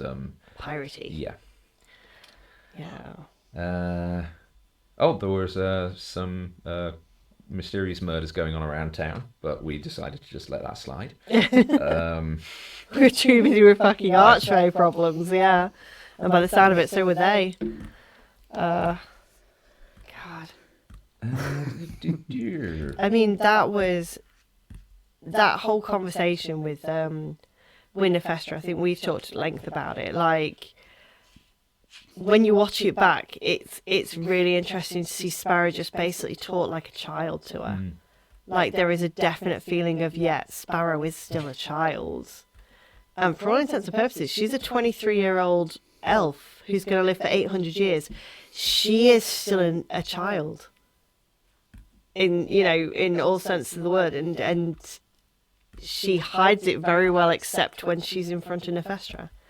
And it was very much a child just talking to an adult and trying to make sense of it all, wasn't it, at the end of the day? And it played, like, I like rewatching that, that conversation. There is so much to it. But yeah, when she's like, her only thing was like, do you know what? I've got nothing left, so I'm going to fucking do everything I want, and I'm going to go ask out that pretty girl. Like, I'm going to ask out Marin.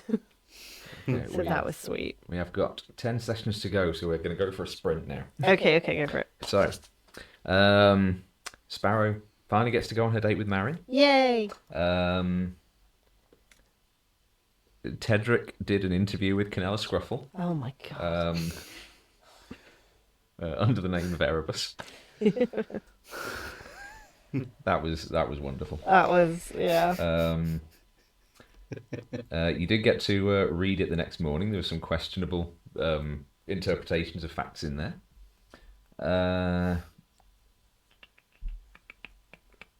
You paid a visit to Lady Darash just to check how she was doing.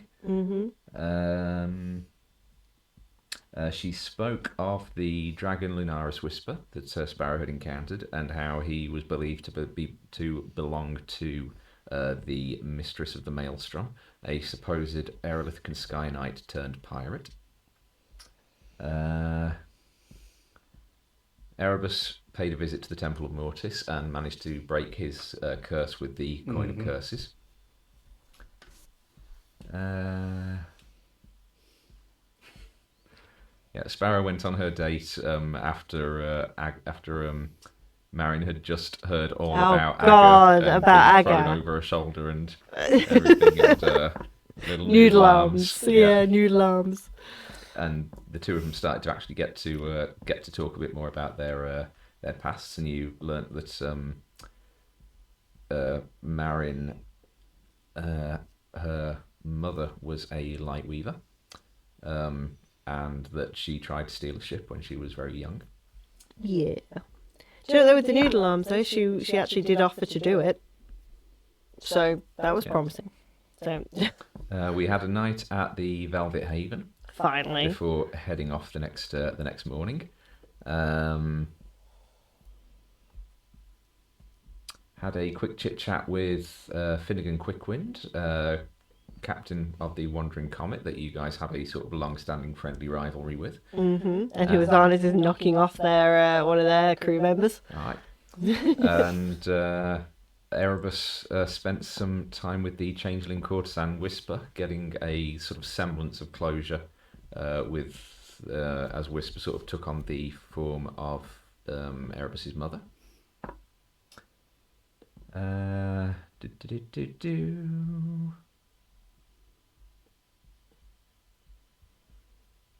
oh yes, and of course you invited Canella. Canella Scruffle on board to Get to know the people she's writing shit about. Yep. God, that was a mistake. Like, that was a huge mistake. Ugh. And yeah, you went to visit Sasha's Arcane Emporium, where you had traded over the fragment of the automaton. Yeah. And the reason we did that was because we were planning on flipping the coin. So you wanted a scroll of protection. Yeah. We were like, okay, we're gonna do this thing, and we're gonna stock up on everything we need to do. So yeah. But Sasha was wonderful. I love Sasha. So we set off. Canella Scruffle made notes of all the crew's names and then ran off in a panic after writing down Azani's. We headed straight into the massive wall of storm clouds that is the Storm Rift Valley, and in an attempt to fly straight through it. Flipped the coin, siren and safe passage, summoned a siren, and the crew then proceeded to start shooting each other and friendly fire was a huge problem, and firing massive harpoons at the ship. Yep. Before eventually actually defeating the siren, which disappeared, leaving an ornate hat on the deck. But it did mean we were off for a 10-day round trip around the edge of the Storm Rift Valley. Rahisha had a bit of a temper tantrum and stormed off, leaving Azanis to go after her. Erebus announced he was stepping down as captain and passed the mantle on to Sparrow. Sparrow addressed the crew and basically just let them know about the nature of the Sundry Medallions and that this is what we're going to be doing. Yelled at Rahisha because she said that Sparrow didn't care. And that was like, oh no. Yeah. But you did make her first mate. I did make her first mate. I did. And and we began the long old journey. We had a few what I found quite enjoyable, just a couple of collective skill checks of the crew for how we managed to sail through through the storms. That was quite fun. Had encounters with Nephestra. Flynn became a wizard. Yes, he did. Or at least started to learn to become a wizard. Canella spent some time making notes on the crew. We just kind of clipped through the very edge of the storm just to try and shave a day off, because otherwise we were going to miss a rendezvous which Sparrow had a mysterious sending about. Oh yeah. About meet at this day at this tavern in Frostholm, which he didn't know who the sending was of. Managed to just about get through the Storm Rift Valley, although there was a lot of damage done to the ship And to Marin. Marin. Oh. And then we emerged on the other side of the storm and came across an abandoned ship mysteriously floating on the other side. Yeah. We went and checked it out. There were a few bits and pieces of valuable magical items scattered around the cargo hold. But instead of picking any of those up, we immediately went to the chests, and lo and behold, turned out it was a pair of mimics on board a much larger mimic, with a fourth mimic and a fifth mimic on the next deck up. That was so fun. That was. Yeah, I love Timothy. Yeah, mimics are great. I'm just gutted we didn't loot everything before we left. So am I. Yeah, that would have been amazing. I could have had sending stones to give to Leon. Yeah. Sending stones, alchemy jug. I think the moment we realised the ship was the mimic, it was like... No, it was the biting fucking cold in my new ship. Sparrow got made captain of the ship, and then suddenly the bloody ship is having holes bitten in it. It was like, no! Yeah, it was like, let's get the fuck out of here. Yeah, yeah. It's just that, Rob, is the whole It's ship the a whole fucking ship a mimic? mimic, yeah. Like, Maybe, you don't know. why don't you go up and just peer over the edge from upstairs? You'll And just see you'll the big gaping maw. Toothy maw. Toothy maw.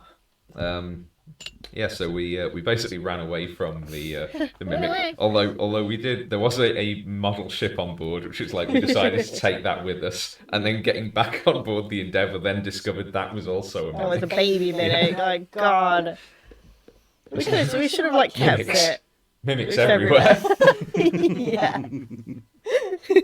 I should have kept that and like trained it to be a pet baby mimic. That would have been You could have certainly amazing. tried. Oh, it would have been so cool. I should have fed Borealis to You it. should have basically just run straight through Thalan's door and hoped for the best. And it's just like, Nephestra, mimic, give me something. Yeah. Oh my God, I could have traded the mimic for shit. Yeah. She would have taken that as Yeah. well. That was exactly her. Fuck's sake. Okay, that's fine. I just died. Okay, now I have new regrets. Rob. I have new regrets. So yeah, after escaping from Timothy, we actually I don't recall actually if it was ever mentioned on stream that the mimic's ship's name was Timothy, but for reference, the mimic's ship's name was Timothy, but spelt with a double E at the end, like Timothy Chalamet. Timothy and Tomothy. Yes, yeah, Timothy was the miniature ship. The baby. Yeah. Incidentally, seeing as this is never ever going to come up, so the point of Timothy was that Timothy was like his idol. It's like Timothy was his hero, so he made him. That's why he looked like a miniature version of Timothy, because he was just emulating his hero, and that's why he took the name Timothy, because it was close to Timothy. But that's really sweet, and now he's dead Yes, because I he is. exploded him. Okay. Timothy can make a deal with Nephestra to bring Timothy back. It's fine. Be out there seeking revenge. It's like, oh yeah, there was this one guy who lived inside me. Can he not be dead now?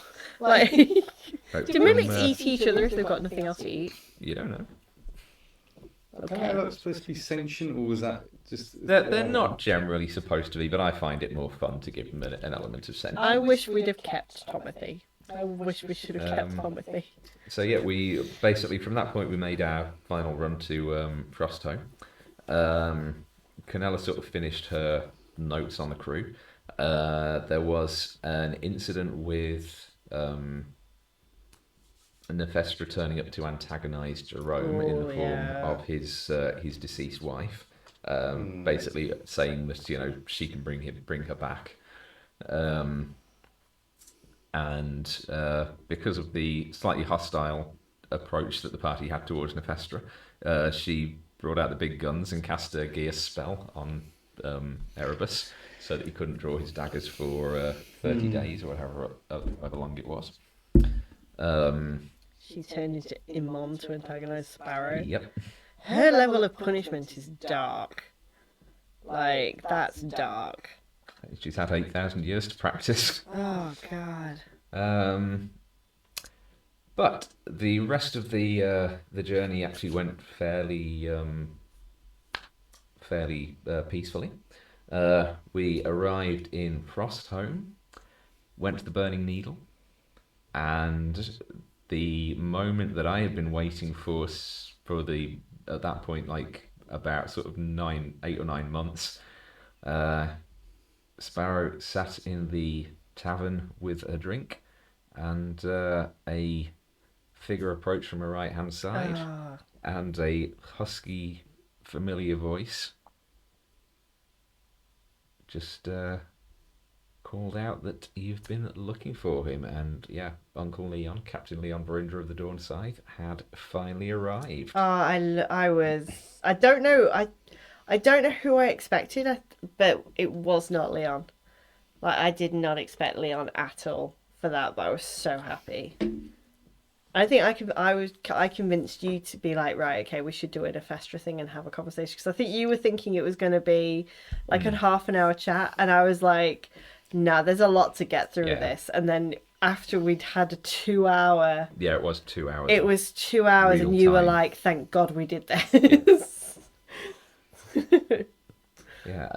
So it was actually a very calm and collected reunion, where sweet. he was very open. He was very honest and forthright on most subjects. Yep. He revealed that he hadn't received any of Flynn's sendings because of a ring he'd acquired to keep like unwanted parties out of his mind.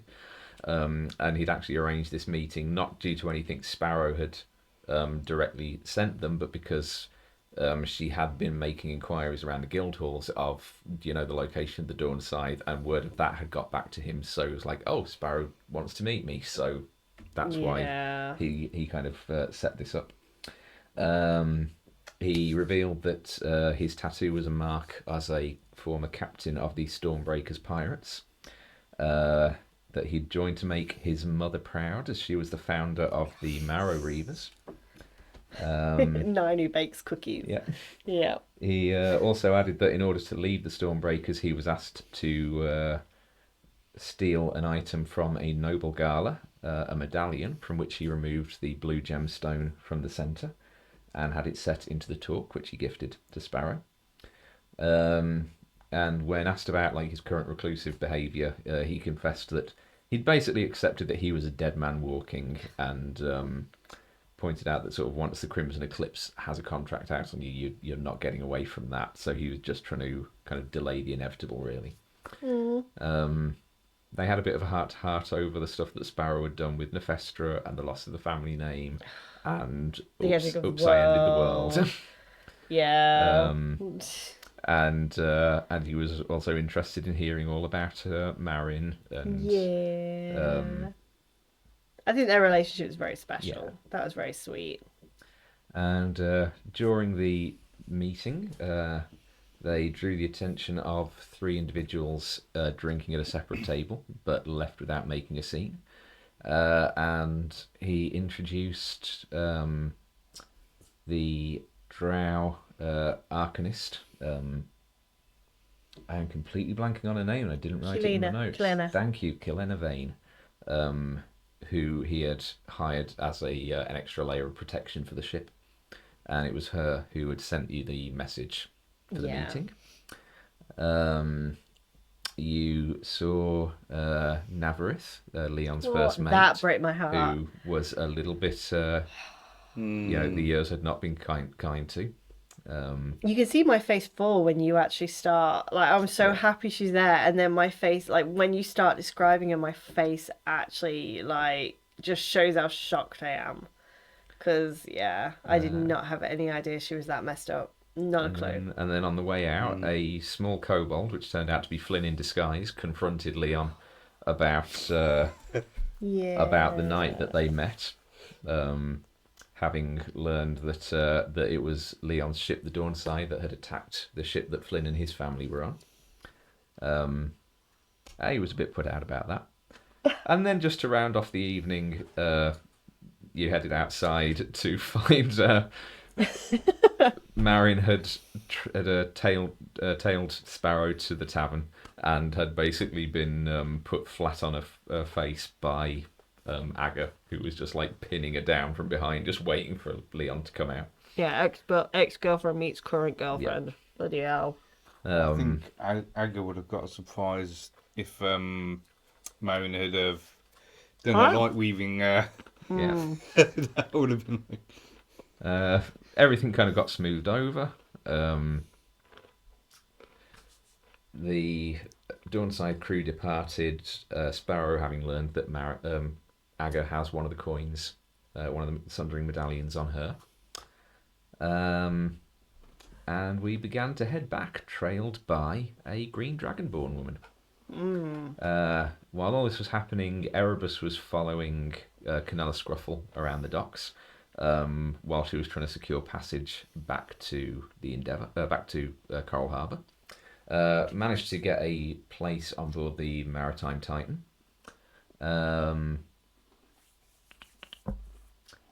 The Greenscale Dragonborn, you escorted her back to her ship, the Tempest's Fury.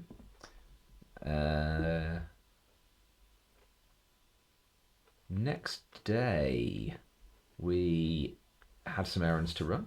We finally delivered Amber Highfield's Pathfinder, Months later. And with it concluded the 3-session mini adventure that I'd set in motion so many months previously. Oh my god, it nearly was a full year of D&D, wasn't it, before we actually got round to doing that. Second mission. Yep. Yeah. My god. You met an unusual kobold by the name of Oroscott at the Draconic Couriers. You don't understand how much of a visceral reaction I had to that description of him. Like, that really, I genuinely could only picture those. An excellent customer service representative. He was, but the way you described him made me think of those possessed snails that have got that bacteria in them. And that was all I could think about. Oh, what are called? Well, I know that the one in the like ants and stuff is cordyceps, isn't it? Because that's what they use in The Last of Us. I don't know about the snail that one. sort of Yeah, I literally could not stop picturing that, and that was why it didn't matter how endearing Don't you. forget to leave a positive review And on your way out. That's upsetting, Rob. That's upsetting. So yeah, that coupled with my brain is just like, no, I don't like this. So yeah. I am still Team Oroscott. Yeah, but then when you found out that Rick was like him, that was weird. I was like, no, I don't like it. I need to know I need to know more about Oroscott because I'm genuinely concerned about Oroscott.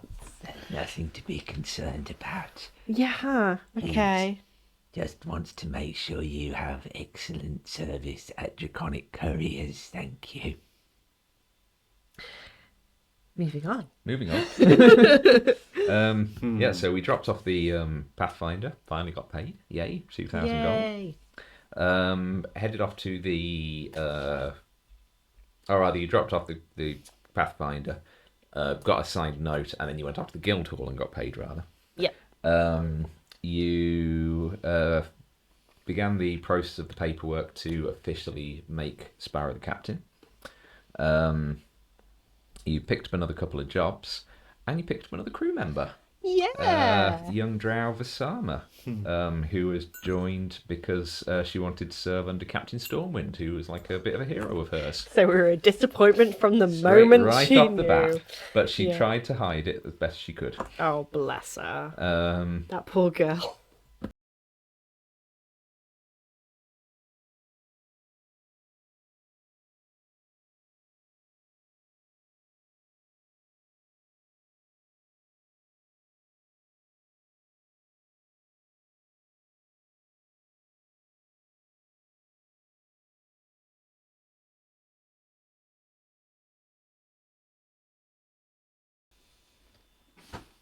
Okay, we're going to have to cut it short then, chat, because if you can't hear the GM, then there's nothing we can really do about that. Unless I share a mic with Lee and you have this mic. Nah. This went on for a very long time anyway, so I think maybe sometime in the future we'll try and do a little bit afterwards again. We'll maybe do this again. I guess I'm unofficially doing a sign-off. All right, that is it from us. We should be back this time next week. Well, not this time, but we should be back about 7:30 British Summer Time next Saturday to continue the campaign. Yeah, I guess that's it then. So thanks for sticking with us. Thanks for the heads up about the sound ugly bad good. Sorry about the issues there. Hopefully we'll have them resolved, and we'll see you all in a week's time. So, as Rob would say, stay nerdy. Bye, guys. Bye. Bye.